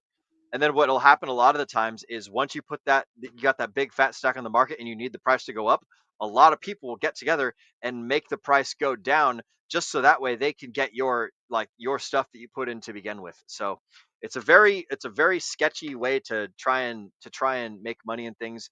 And I don't recommend it because, like there's a lot of nefarious action that goes on from both exchanges and from individuals. But essentially, homie did a 25x leverage, which means that the price has to go down by 4% in order just to like make him like go kaput and disappear. So if the price of Ethereum drops 4%, then he loses everything. Now, if it goes up, then he's in profit. But if it goes down, then it only has to go down 4% before it's all fucking kaput. It's all gone. And we don't want that to happen. So anyways, when somebody does this, it's basically like a big, massive balls move where it's like, yeah, fucking boom, fucking flop your nuts out, put them on the table and be like, I fucking bet that shit's going to go good. So this cat, he got $100 million Ethereum position. And that's a fake position, this $100 million number, right? Because that's what he has to pay back, or he has to pay back the number of Ethereum. Doesn't matter what the price is, but when you borrow that much Ethereum, you have to pay it back to close the position, and you got to keep the profit, whatever it is. So, when people like this do this kind of play at 25x leverage and they win, then it becomes like a crazy story about like how an underdog, beat the market and beat all the people inside of it. But the problem is that like you have the potential to lose this fucking $5 million in the meantime if the price does the opposite of the thing that you want it to do. So just be careful of leverage, everybody. Let's see, what do we got next? Over $85 million worth of assets have been bridged from other chains to Solana over the last 7 days. That's pretty interesting. $85 million of stuff. So there you guys go. Self-Chain replaced CEO after allegations of involvement in $50 million cryptocurrency fraud. Interesting. Sounds like the correct thing to do. We've got more numbers of things that aren't relevant because, again, this is, let's see what day this is. Monday, June 23rd. So Monday morning, Bitcoin's at 102. And then we've got Trump urging the Department of Energy to drill, baby, drill. So there you go. It would be nice if the United States started drilling and started getting more oil and things. I do like energy independence, but like even better than drilling would be spinning up some nuclear power plants. I think nuclear power is pretty fucking cool. Next up, we've got MicroStrategy buying more Bitcoin. Hey, big fucking surprise! Who would have thought that they would be buying more Bitcoin? So those fucking clouds are just going to keep doing the infinite money printing glitch until it stops working, is my guess. Next up, we got luxury car restorer ECD Automotive Design secures $500 million equity facility to launch a Bitcoin treasury. So this is one of the things that Brendan was talking to me about earlier when we were speaking on the phone is people are starting up Bitcoin treasuries. MicroStrategy started it. Fucking, we've got, I think Texas is one of the first, again, shout out to Sami for being the guy that brought this to my attention. But I think that Texas just passed the Bitcoin Strategic Reserve or Bitcoin Treasury or whatever the fuck bill. And so they're going to start buying Bitcoin down here in Texas. So that's pretty cool that this luxury car restorer is starting to do it as well. We've got more price chart. We've got more weekly engagement for Ethereum. Ethereum basically continues to grow. Despite the price being down, things are starting to pop off. So we'll see if our thesis or everyone's thesis about Ethereum being like a hidden gem and just kind of like what was the word you were using earlier, Jonathan, where it's like Ethereum, despite all of its usage, the price is still going down. It's like it's being like shadow banned or something like that, Oh right? no, it's congested. Congested, that's the word. Congested. So yeah, there's a lot of stuff happening over here on Ethereum. So lots more active addresses, 13 million active addresses last week, increasing multi-chain engagement. So there you guys go. More shit happening on Ethereum. Next up, we got Michael Saylor giving a whole bunch of crazy price predictions. He's saying that Bitcoin's going to go up to 180 and then down to 140. It's like, congratulations, bro. Price going to go up and price going to go down. So there you guys go. Michael Saylor. We'll give him the thumbs up, the clown, and the laughing face. Next up, we got the Federal Reserve officially ends reputational risk oversight, easing crypto banking restrictions. This is actually pretty fucking cool. I think this is one of the other things that Mr. Brendan had sent to me earlier. So we'll probably delve more into that on the Sunday stream or perhaps next week or something like that. But yeah, that's pretty cool that there's no longer like this negative connotation for banks owning cryptocurrency. That was one of the things that was really fucking stupid is they had to count cryptocurrency as liabilities rather than assets. So I don't know if that has anything that has to do with or if that's related to this oversight restriction, but that'd be pretty cool if that goes away forever. Let's see, we've got more price action. We've got some Base Network is doing all-time high in terms of user activity, so that's pretty fucking cool. They integrated the decentralized exchange on Base into the app. So there you guys go. It looks like you can do the DEX, like the Base exchange, right there on the Coinbase app. So that's pretty cool. Just be careful about that because if you link your Coinbase account to your decentralized Base chain wallet, then it's like, are you decentralized anymore? It's like, now you've tied your identity up to a hot wallet or something like that. So just be aware of that. Then we've got Shopify starting to integrate stablecoin payments via Base later this year, and JP Morgan will launch a JPMD deposit token on the Base blockchain. So there you go, fucking JP Morgan, the banker coin, the banker dollary-do. So there you guys go, fucking a little bit more silliness. So thumbs down and poop emoji for the JP Morgan stuff, but it's pretty cool that Shopify is going to start integrating stablecoins and basically like. This right here is what Bitcoin was supposed to be when it first entered the market. It was supposed to be a way for users to transfer cash to each other very fucking quickly. Peer-to-peer digital payment system. It turned into, because of a handful of developers, it turned into like this store of value thing that everyone calls it nowadays. But originally, the vision for Bitcoin was to be a way for people to transact very, very quickly. And that was one of the things that Roger Ver talked about extensively in his book, Hijacking Bitcoin, which we covered here on the DGen Roundtable book club.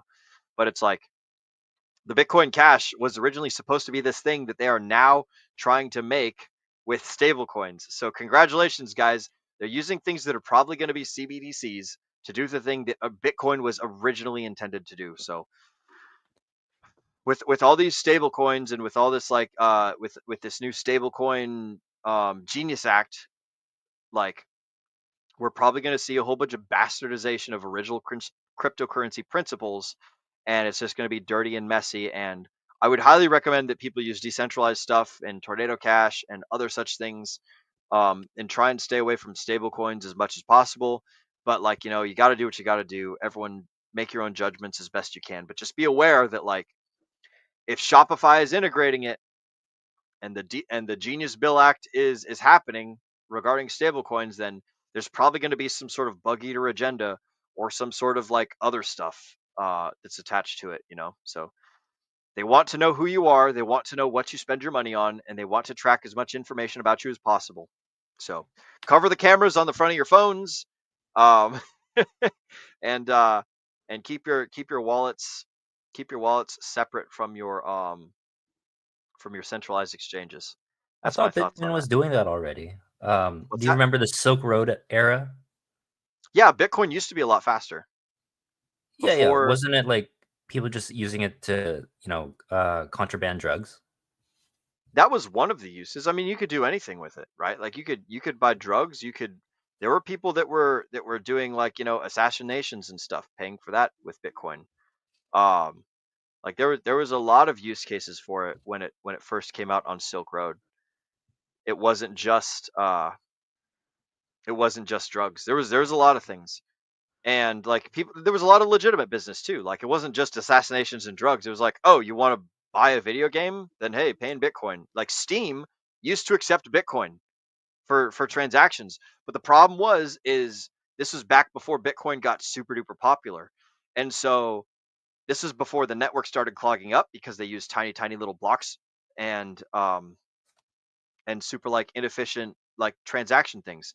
What happened is that Bitcoin's original block size was 1 megabyte, and they were theoretically going to increase that size as more people started using the network, and there was going to be more people using SVBs, which is basically like your own little personal node that your own little personal miner that like keeps track of all of your transactions and then adds it to a bigger block, a bigger transaction later on.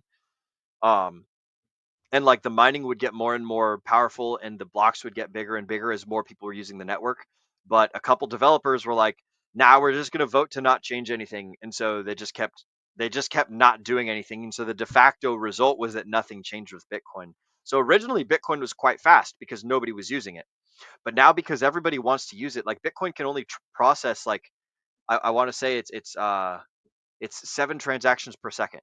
So that's like 3,000 transactions or 2,000 transactions per block. So if there's more than 3,000 or 2,000 people trying to get a transaction into Bitcoin, then the way that they do it now is they make people fight for space by paying higher or lower fees, right? So there's a bidding process in order to get your transaction in. So the people that pay the most money to get the transaction in, they're the ones whose transactions process, and it's resolved when it's like X, Y, and Z number of blocks down the chain.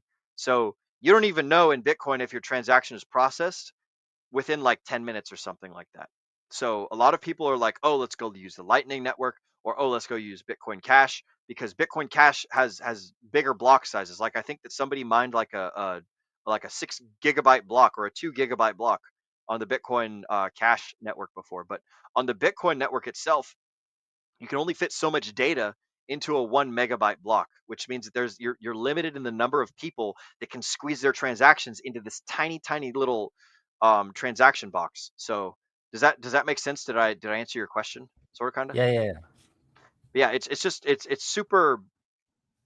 It's kind of sketchy, and like Roger Ver is neither a good person nor a bad person. He's just a person who stuck to the original vision of Bitcoin and tried to do the things that he was doing, and so was a whole lot of other people, which is why they went off and took took and created Bitcoin Cash instead of like sticking with the Bitcoin core, which is what we know as Bitcoin nowadays. But basically, like everybody could get their transactions in the beginning because there was nobody using the network, because there was less people using it. The 1 megabyte block size was perfectly fine, and everyone could get their transactions in. Bim bam boom, no problems, and it was all great and dandy, and the fees were low because like there wasn't this bidding war to try and get people to pay miners more money to get their block in first. You get the same sort of problem on Pulse Chain when everyone and their mother is trying to do things. And it's like the swaps go from like, oh dang it, it's less than a penny to now it's like 5 pennies to do a swap or something on Pulse Chain. Like when the network gets congested and things. You get the same sort of problem when everyone and their mother is trying to do the same thing all at the same time. Then the transaction price goes up. But the problem with Bitcoin is that you then get a super huge long line of people waiting to get their transaction processed. And it just creates this fucking stupid bidding war. Like, I think in the last bull market, people were paying $1,000 to get their transaction processed, like in fees, like gas fees.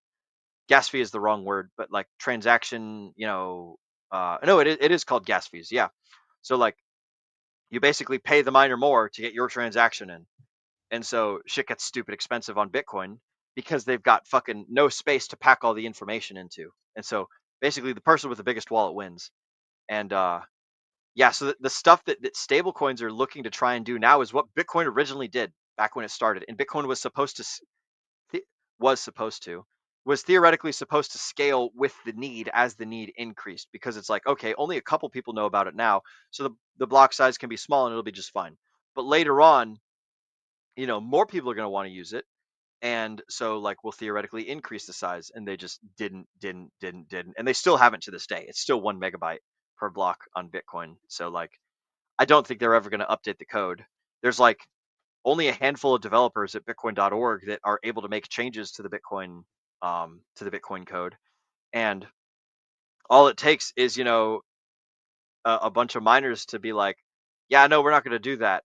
And then congratulations, the network doesn't work. But the problem is that like, basically in order to be a miner on Bitcoin, you have to be a super huge conglomerate company or a government that can buy all this equipment and afford to operate at a loss for a super long period of time.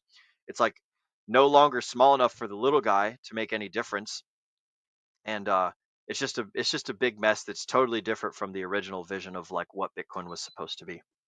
But anyways, that's my thoughts on stable coins and my thoughts on using Ethereum and base based stuff to do transactions. Like there's networks that are better than Bitcoin.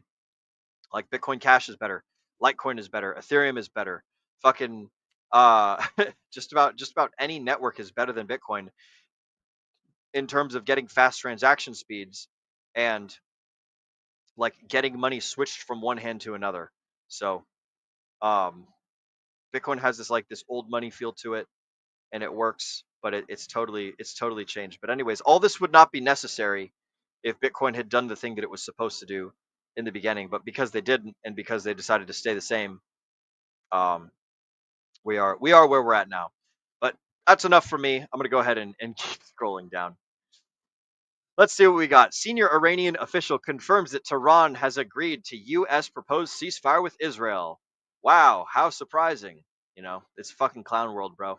So, I don't know. It seems very fabricated and fake to me. But you get what you get. All war is a racket designed to make money for the big man. Former Senate candidate and Marine John Deaton weighs in on Bitcoin's path to $200,000 after U.S.-Iran conflict. Wow, who would have thought that a politician would say that price of thing goes up later when war goes away? So they should have capitalized Marine there, but that's my own 2 cents. Next up, we got Texas allocating $10 million to buy Bitcoin for its strategic Bitcoin reserve, potentially making it the first U.S. state to buy Bitcoin. There we go. Excellent work. Good job, Texas. Solana Treasury Company, DeFi Development Corp, partners with Kraken to tokenize DFDV stock on Solana blockchain. Cool. A suspected consensus-related address bought another 3,000, almost 4,000 Ethereum through Galaxy Digital over-the-counter exchange. So there you go. That's cool beans. Fucking buying it behind the scenes. By the way, if you guys want to buy OTC on Pulse Chain, you can do that at the 0x Bistro made by Mr. Triplet Dad. He was on our show earlier. So there is a place where you can do OTC on Pulse Chain. So that's pretty cool. You don't have to sell and buy on exchanges. You can put your stuff up and you can buy other people's things at whatever prices you guys decide. There's actually some cool deals on the Bistro from time to time. I want to say that Mr. Max, Mr. Pulse Ray Vision, or I think his name is Max.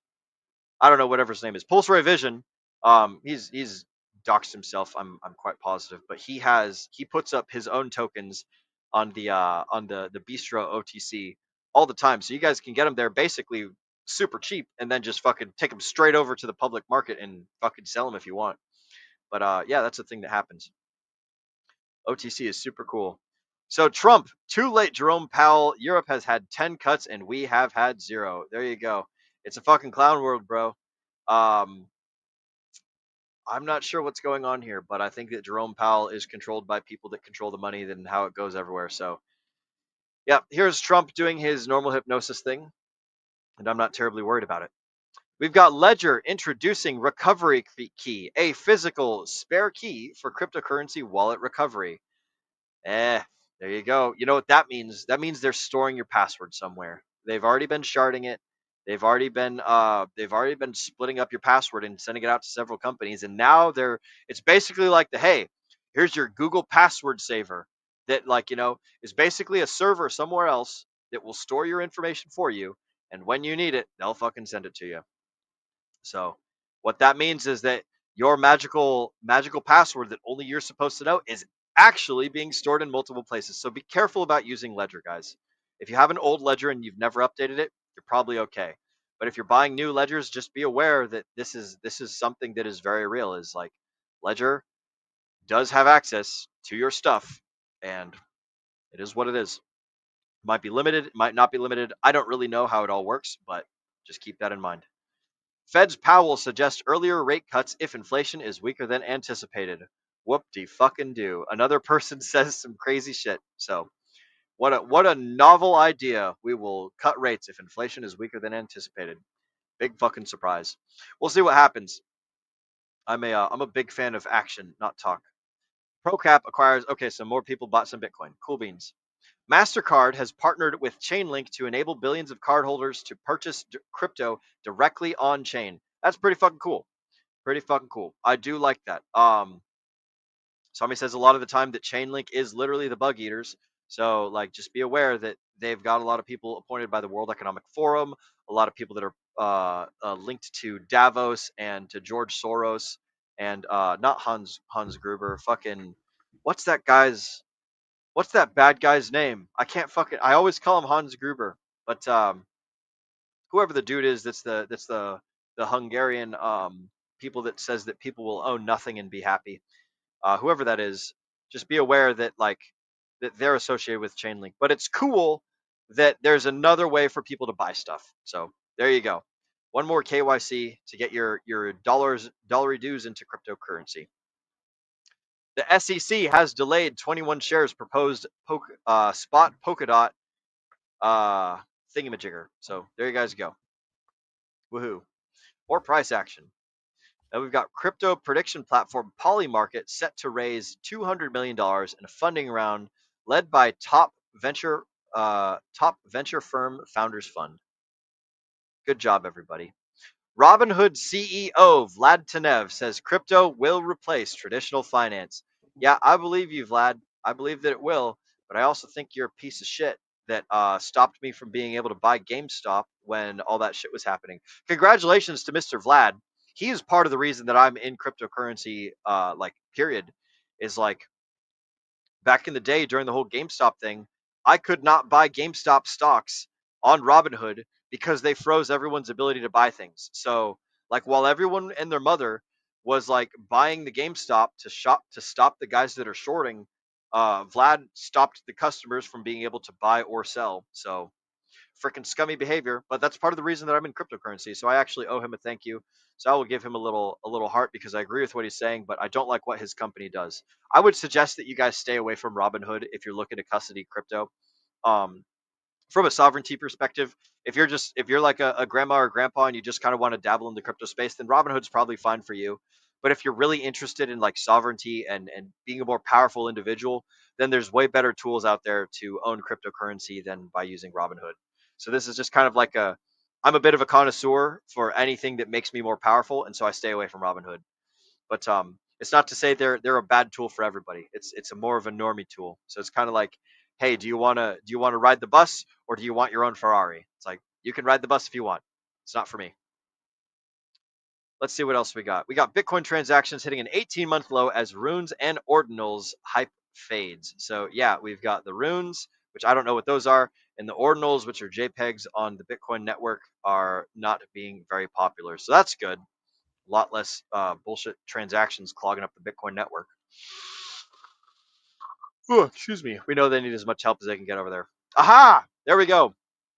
SharpLink Gaming boosts Ethereum treasury to 188,000 Ethereum with a $30 million purchase. Fuck yeah. Shout out to SharpLink. This is the thing that I was talking about earlier in the stream. This is also what myself and Brendan have been talking about for the last, I don't know, maybe a month or several weeks by now. But yeah, SharpLink Gaming, those guys are leading the charge when it comes to Ethereum treasuries and shit like that. So they've gone from fucking owning no Ethereum to being the second highest Ethereum treasury in just a matter of like a couple weeks. So these guys are fucking rocking and rolling. We love to see it. These guys have bought some more stuff, so that's pretty cool. Or excuse me, their assets jump up to a bunch more monies. We've got Nanolabs. Nanolabs is planning to build a BNB treasury. So that's pretty cool. We haven't heard a lot about BNB treasuries, but I do like the idea of what BNB has been. I don't necessarily know much about the Binance Smart Chain, but I do like, so if we've got people starting to do it with Ethereum, like SharpLink, then I would love to see it happening with the Binance token as well. So shout out to Binance and shout out to Nanolabs for making their own little BNB treasury, looking to build a $1 billion one. So there you guys go. Next up, we got the Japanese company MetaPlanet. They've raised another bunch of money, $500 million to purchase more Bitcoin. Hooray! Crypto as a service. Coinbase is now powering crypto integrations for 200 banks, brokerages, fintechs, and payment companies. Yep. So there you guys go. Coinbase is the new crypto as a service. I remember for a long time, or a long time ago, Coinbase was about to start doing direct deposits. So you could go from your bank account or from your work directly into your Coinbase account and you can get paid that way. But I think that they have since taken that away. I remember I signed up for it long ago, but never followed through. So good job, Coinbase, for onboarding a whole bunch of companies. Just be aware of what comes with that, Next up, we got a Russian crypto mining firm executive has claimed Bitcoin prices could climb to the $130,000 mark in the second half of summer 2025. Whoop-de-fucking-do, broski. You have said some numbers, and you have given some people some hopium. So, hey, guess what? The Bitcoin price could go to infinity, and it could also go to 1 penny. Congratulations. Because people say prices in zones that are more believable, folks will get excited about it. And it's like, these guys literally know nothing other than the price of what it is right now, the price of electricity, and what they think it's going to do. So the price could go any fucking where. It's just dependent on our people buying, our people selling. So congratulations. They've said some numbers. Don't put anything into it other than just they want you to buy. Next up, we've got Norwegian Green Minerals says that it will raise $1.2 billion to buy Bitcoin. Hooray, look at that. More Bitcoin strategic reserves. So it's funny, but it's good. Buy my bags. Changpeng Zhao. If you sold the dip, you need to stop following weak minds and start following the right people. Abso-fucking-lutely. Go Changpeng Zhao. We like you, dude. I like CZ. CZ is a cool cat. He says the things that need to be said. He's a humble and realistic man, and he makes products that are working pretty good. And right now, he's saying the right stuff. So there you go. Next up, we got NASDAQ-listed Aurora Mobile Board of Directors approved digital asset treasury strategy, allocating up to 20% of cash and equivalents to Bitcoin, Ethereum, Solana, and SUI and other tokens. Whoop-de-fucking-do. Good job, guys. You bought some things. So I'm going to also do a little laughy emoji. Satoshi per US dollar. $1 is now 950 sats. There you go. So when Bitcoin is $1 million, then, when one Bitcoin is $10 million, then one Satoshi is, wait, is that right? What's the fucking, it used to be, so when Bitcoin is $100,000, 1,000 sats is $1. I remember because I would go down to El Salvador, and a bottle of orange juice cost me 1,200 sats, and so that's what that's what you guys get right there. So right now, when Bitcoin is at uh, just over 100,000, then you get 950 Satoshi. So good job. You do math. We're going to think on that, and then we're also going to laugh at you. So there we are. Next up, we got BlackRock CEO Larry Fink predicting that Bitcoin could rise to 500,000 to 700,000. Oh, what an interesting bit of bit of information. Larry Fink, the BlackRock guy who's been flooding Bitcoin during the lows so that way he could buy more, is now saying it's going to go to fucking skyrocket or sky high fucking prices, so he can sell it while you guys are, doing other things. So remember, this guy was saying Bitcoin is shit when the price is low, and now that the price is medium-ish, he's saying it could go a lot higher. So just be careful of what he's saying and pay attention to what his company's doing. So that's all I got to say about that. Let's see. $6 trillion asset manager Fidelity says Bitcoin and crypto continue to evolve. Wow, what a what a novel position to have. So there you guys go. Good job, Fidelity. Next up, we got Tether becoming the second largest shareholder of football club Juventus with a 10% stake worth 128 million pounds or euros, excuse me, 128 million euros, says Bloomberg. One thing that's interesting about the number 128 is 128 millimeters is 5 inches in American. So for those of you guys that are familiar with tanks and weapon systems and guns and barrel diameters and bores and things, 128 is 5 inches. So if you are on an American ship and it's got a 5-inch artillery gun, then it'll be called a 5-inch gun. But if you go on an equivalent like European one, it'll be a 128 millimeter gun or something like that. So there you guys go. 128 millimeters is 5 inches. There you guys go. And a 203 millimeter is 8-inch. Or excuse me, a 208 millimeter. A 208 is an 8-inch gun. And then I forget all the other ones, but that's the one that I remember the most. Is a 128 is a 5-inch gun. Investment platform Republic plans to tokenize shares on private companies like SpaceX and OpenAI, so saith the Wall Street Journal. Don't care, but sounds good. So I will give it a thumbs up. Next up, we've got 35,000 Ethereum was transferred from an unknown wallet to Galaxy Digital. So I'm pretty sure that Galaxy Digital is an over-the-counter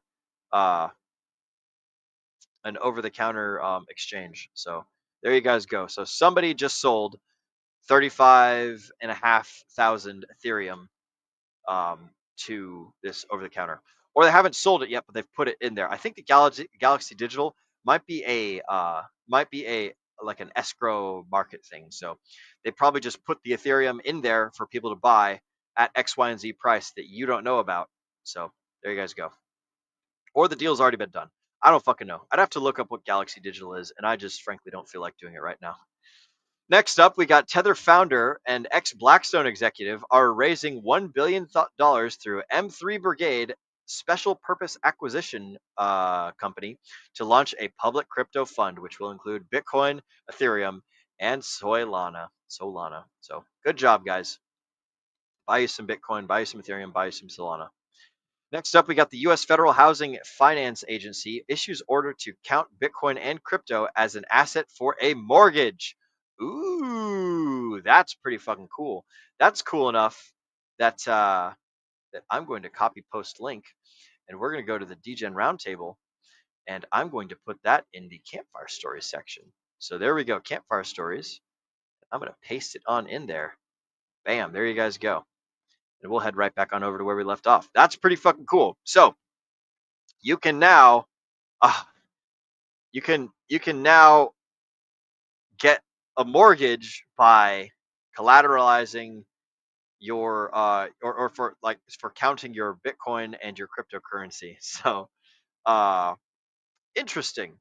I wonder what the limitations are, because if I create a token and I give myself almost all of it, and then I put it in a very tiny liquidity range, and I pump that liquidity up, can I count the token that I created with a tiny liquidity amount to be an asset and basically just like have printed my own, will bucks or whatever to create to use as a collateral for a loan. Basically, just print myself money, just like be my own Federal Reserve. Let's see what else we got. More coins. Then we got Paradigm is backing Kalshi in a $100 million funding round aimed at being greater than $1 billion valuation. I don't know what that means, so I'm skipping it. GameStop has raised another just about $500 million through zero interest note, boosting their total to $2.7 billion. Man, GameStop are doing the things, so we fucking like to see it. There you guys go. Next up, we got a White House official saying that the U.S. government has an accumulation plan to buy Bitcoin. Bull motherfucking shit, but I guess we'll see what happens when it actually happens. Investco Gal. Oh, I don't care about that. Fear and Greed Index. We've got greed at 74, just about 75. And then finally, we've got a Coinbase launched Coinbase Cardano token and Coinbase Litecoin token, wrapped Cardano and Litecoin tokens on the Base network. Each is a 1-to-1 backed by on-chain reserves. So that's actually the perfect type of responses right there. But hey, if it's backed by on-chain, then it's backed by on-chain. But I don't know if I would be buying CB80A or CBLTC. Like if I could, I'm pretty sure you can just buy the damn tokens themselves on the Coinbase, like on their exchange, and you have the tokens on their own network. But I'm guessing that now you can transfer those and flop those tokens around on Base, which allows you for faster speeds and lower transactions and lower transaction fees and all that other stuff. So, it's pretty funny, it's pretty cool, and it's also kind of shit all at the same time. So shout out to Mr. Fast Abdul, really bringing it in here. He is here for the tech. Yes, you're absolutely right, good sir. The tech is what we are here for. The tech, the friendship, the news, and the motherfucking stickers. On that note, Mr. Jonathan, what say you that we do one final sticker giveaway, good sir? How does that sound? I'm gonna win. You're gonna win? Oh, you sound awfully confident on that. So let me see. So I gotta go ahead and take down my share screen. Bam. And then I have to stop it, and then I have to present a new one. Where is the share screen? There it is. StreamYard giveaway tool. All right, so we have had 7 entries since last we did a giveaway, and Arceus was the winner. As a matter of fact, I need to write that down on my envelope so that I remember to send Miss Arceus some stickery stickers. So here is my envelope. I know I have a pen here somewhere. Ooh, that's cool. I have a Milwaukee paint pen, but I'm not going to use that because it writes in white. I won't be able to see it. So we've got a Arceus winner. A-R, make sure I spell it right, C-H-E-U-S. And Arceus, I'm going to take your envelope right here, and I'm going to give you, let's see, how many DGen round, I'm going to give you this many DGen Roundtable stickers, Arceus, for being such a good sport and waiting for me to fill this bag with stickers. We're going to give you one fancy schmancy big sticker. We're going to give you one of these stickers, which I think I've shown you guys already. We're going to put in this one as well. And then I've got my 2 magical fancy schmancy stickers that I'm not showing any of you guys. But we're going to put a couple of those in Miss Arceus's sticker collection as well. So here we've got magical unknown stickers number 1 and magical unknown stickers number 2. Putting them all right in there. So this is Arceus. That is your little folder, and I'm going to put it right over here next to Josh's. So we got Joshua, we got Arceus. Both of them are winners. So it is almost time, everybody. Make sure that you type in hashtag ShrimpTech now before the time is up. And I know it'll take about 7 seconds for you guys to hear that after I've said it. So I'll go ahead and just give you an opportunity to type more. And then what I'm going to do is I'm going to prep another envelope right here. I pull this envelope out, and I'm going to leave the name blank. And I'm going to go ahead and put some more stickers in it. So again, guys, make sure that you type in hashtag ShrimpTech, all one word, just like it says at the bottom of the scrolling chyron on the page. My goodness, I cannot put these damn stickers in this damn folder. So there's some stickers number 1. Here's another surprise sticker. Here's another 2 surprise stickers of that variety. And then my magical ones inside the pouches that I'm not showing you guys. I'm going to put some more of those in here. And then I'm going to put some more of these in here as well. And then anybody who sends me an address after you type in hashtag shrimp tech, then you guys will just get some free DGen Roundtable stickers. These ones right here, I will mail them to you. You don't have to win the competition for me to mail you these. All right. So just type in hashtag shrimp tech and I'll send you some fucking stickers, or I'll send the president some stickers, or whatever fucking. You choose the address, right? You don't have to give me your address. You can give me my address. You can tell me to send these stickers to 1570 Beltline Road in Cedar Hill, Texas, and then I'll send these damn stickers to. Well, I guess they would arrive at the job site, not to me, but frickin' it's super cool. So go ahead and type in hashtag shrimp tech, just like Mr. John, Mr. Jonathan, Miss Amber Simon, Mr. Brightlight. Who else has typed it in? We've got Miss Arceus. You've already won though, so nice try. And myself and Mr. K Hudson. So there you guys go. That's all you got to do. And it seems like no one else has dropped a chat in there. So I'm gonna go ahead and spin this fucking wheel. So let's see. We're going to do a drum roll, please. See who is going to be the magical motherfucking winner of today's drawing. It's Mr. Jonathan! Look at that, I bro. fucking knew it. Woo! Yo, the game's rigged. Yeah. It's fucking rigged. All you gotta do is be on the stream with me. Not really, but like sometimes it happens that way. So congratulations to Mr. Jonathan. By the way, if you guys want to use this tool, I know I already showed you, but it's streamyard.com/giveaway, and it's super easy to use. We're gonna. Oh, I can't. Yeah, if we do this right here, this is the StreamYard giveaway tool. So you just go to streamyard.com/giveaway. I'll go ahead and copy and paste that into the chats right now. For those of you guys that are streamers, right? If y'all want to do giveaways, then all you got to do is go to this link right there.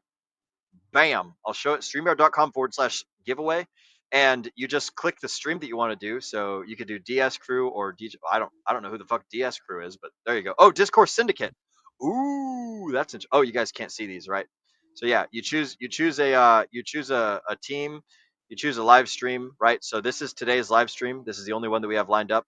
And then just down in here, you just type in whatever gobbledygook that you want, and that becomes the magical thing that people have to type in into the comments. So I like putting the hashtag in because that's just what I do. But I could just type in the letter or like the word up, right? If I type in up, then anyone who types up into the comments like gets added to the giveaway tool thing that they got here on StreamYard. So there you guys go. Let's see how many people have written the word. Oh wow, look at that. People have already written the word up. That's cool. What if I make it like the? That would be interesting. Ooh, I could make it Degen, Degen. Bam. Start collecting. Oh, 3 entries. Look at that. So like, people like all you have to do is like pick a magical word. Because I put hashtag in front of it, it makes it so that it has to count the hashtag. So there you guys go. I might go a little bit easier on y'all next time as far as like the typing of the words and the giveaways and the things, but yeah, that's pretty nifty. So Mr. Jonathan, you are going to be the proud winner. Let's see. JONATHAN. So congratulations, Jonathan. DM me on Telegram or whatever the hell an address or something, and I'll get these stickers sent out to you.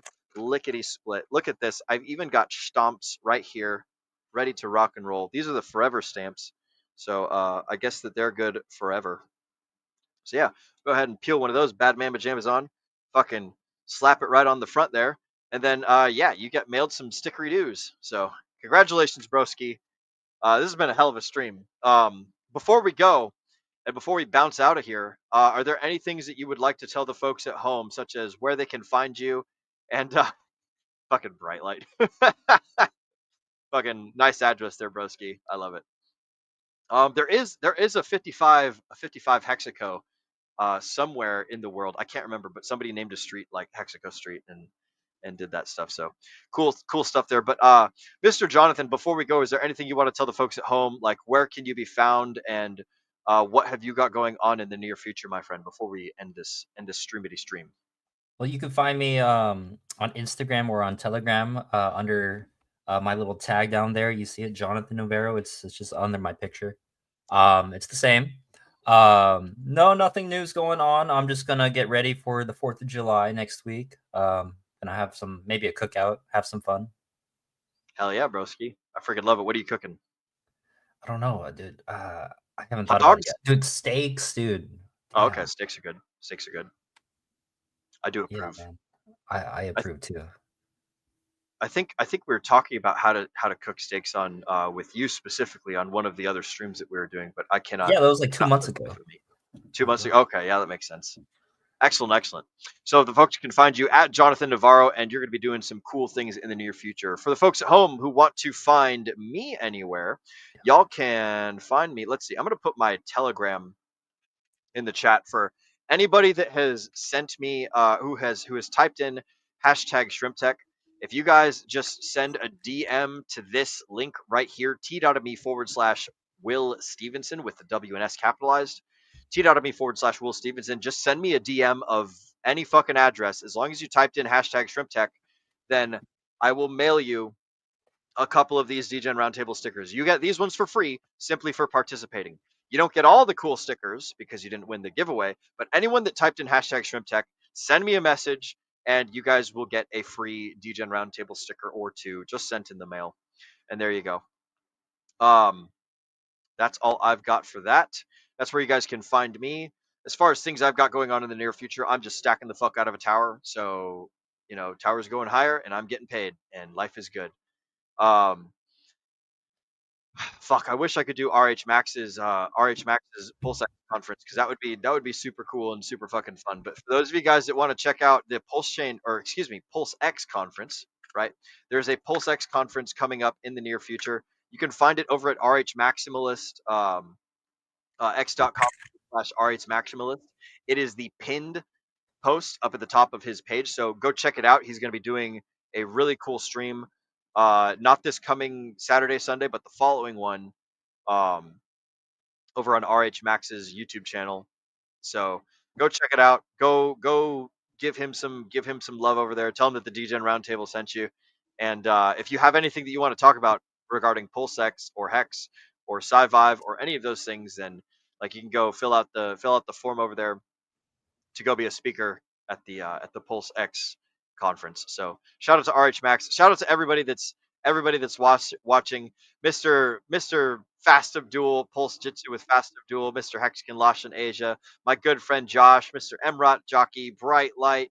We've got Amber Simon, Tam Tam, Arceus, Hex-Sided, all sorts of motherfucking folks. Kenturian 54X, Hexagon Lost in Asia, Amber Simon. I love each and every single one of you guys. Thank you all for showing up today. It's been a fucking hell of a show. That's what I've got going on in the near future. I suppose I should tell you what the DGen Roundtable has going on in the near future. So, for those of you guys that are brand new to the DGen Roundtable world, it is youtube.com/DGen @DGen Roundtable. We are live 8 p.m. Eastern Time every Wednesday, where we have guests and we talk about cool people things. Every Friday, where we do a book club, and every Sunday, where we cover the weekly news. This week's a little bit special.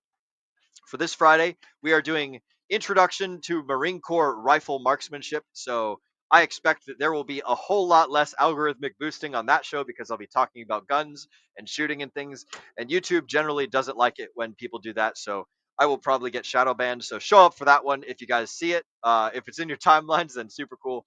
If not, go to t.me/DRT join now to join the DGen Roundtable Telegram community where we talk about all these things and where we have lots of cool discussions.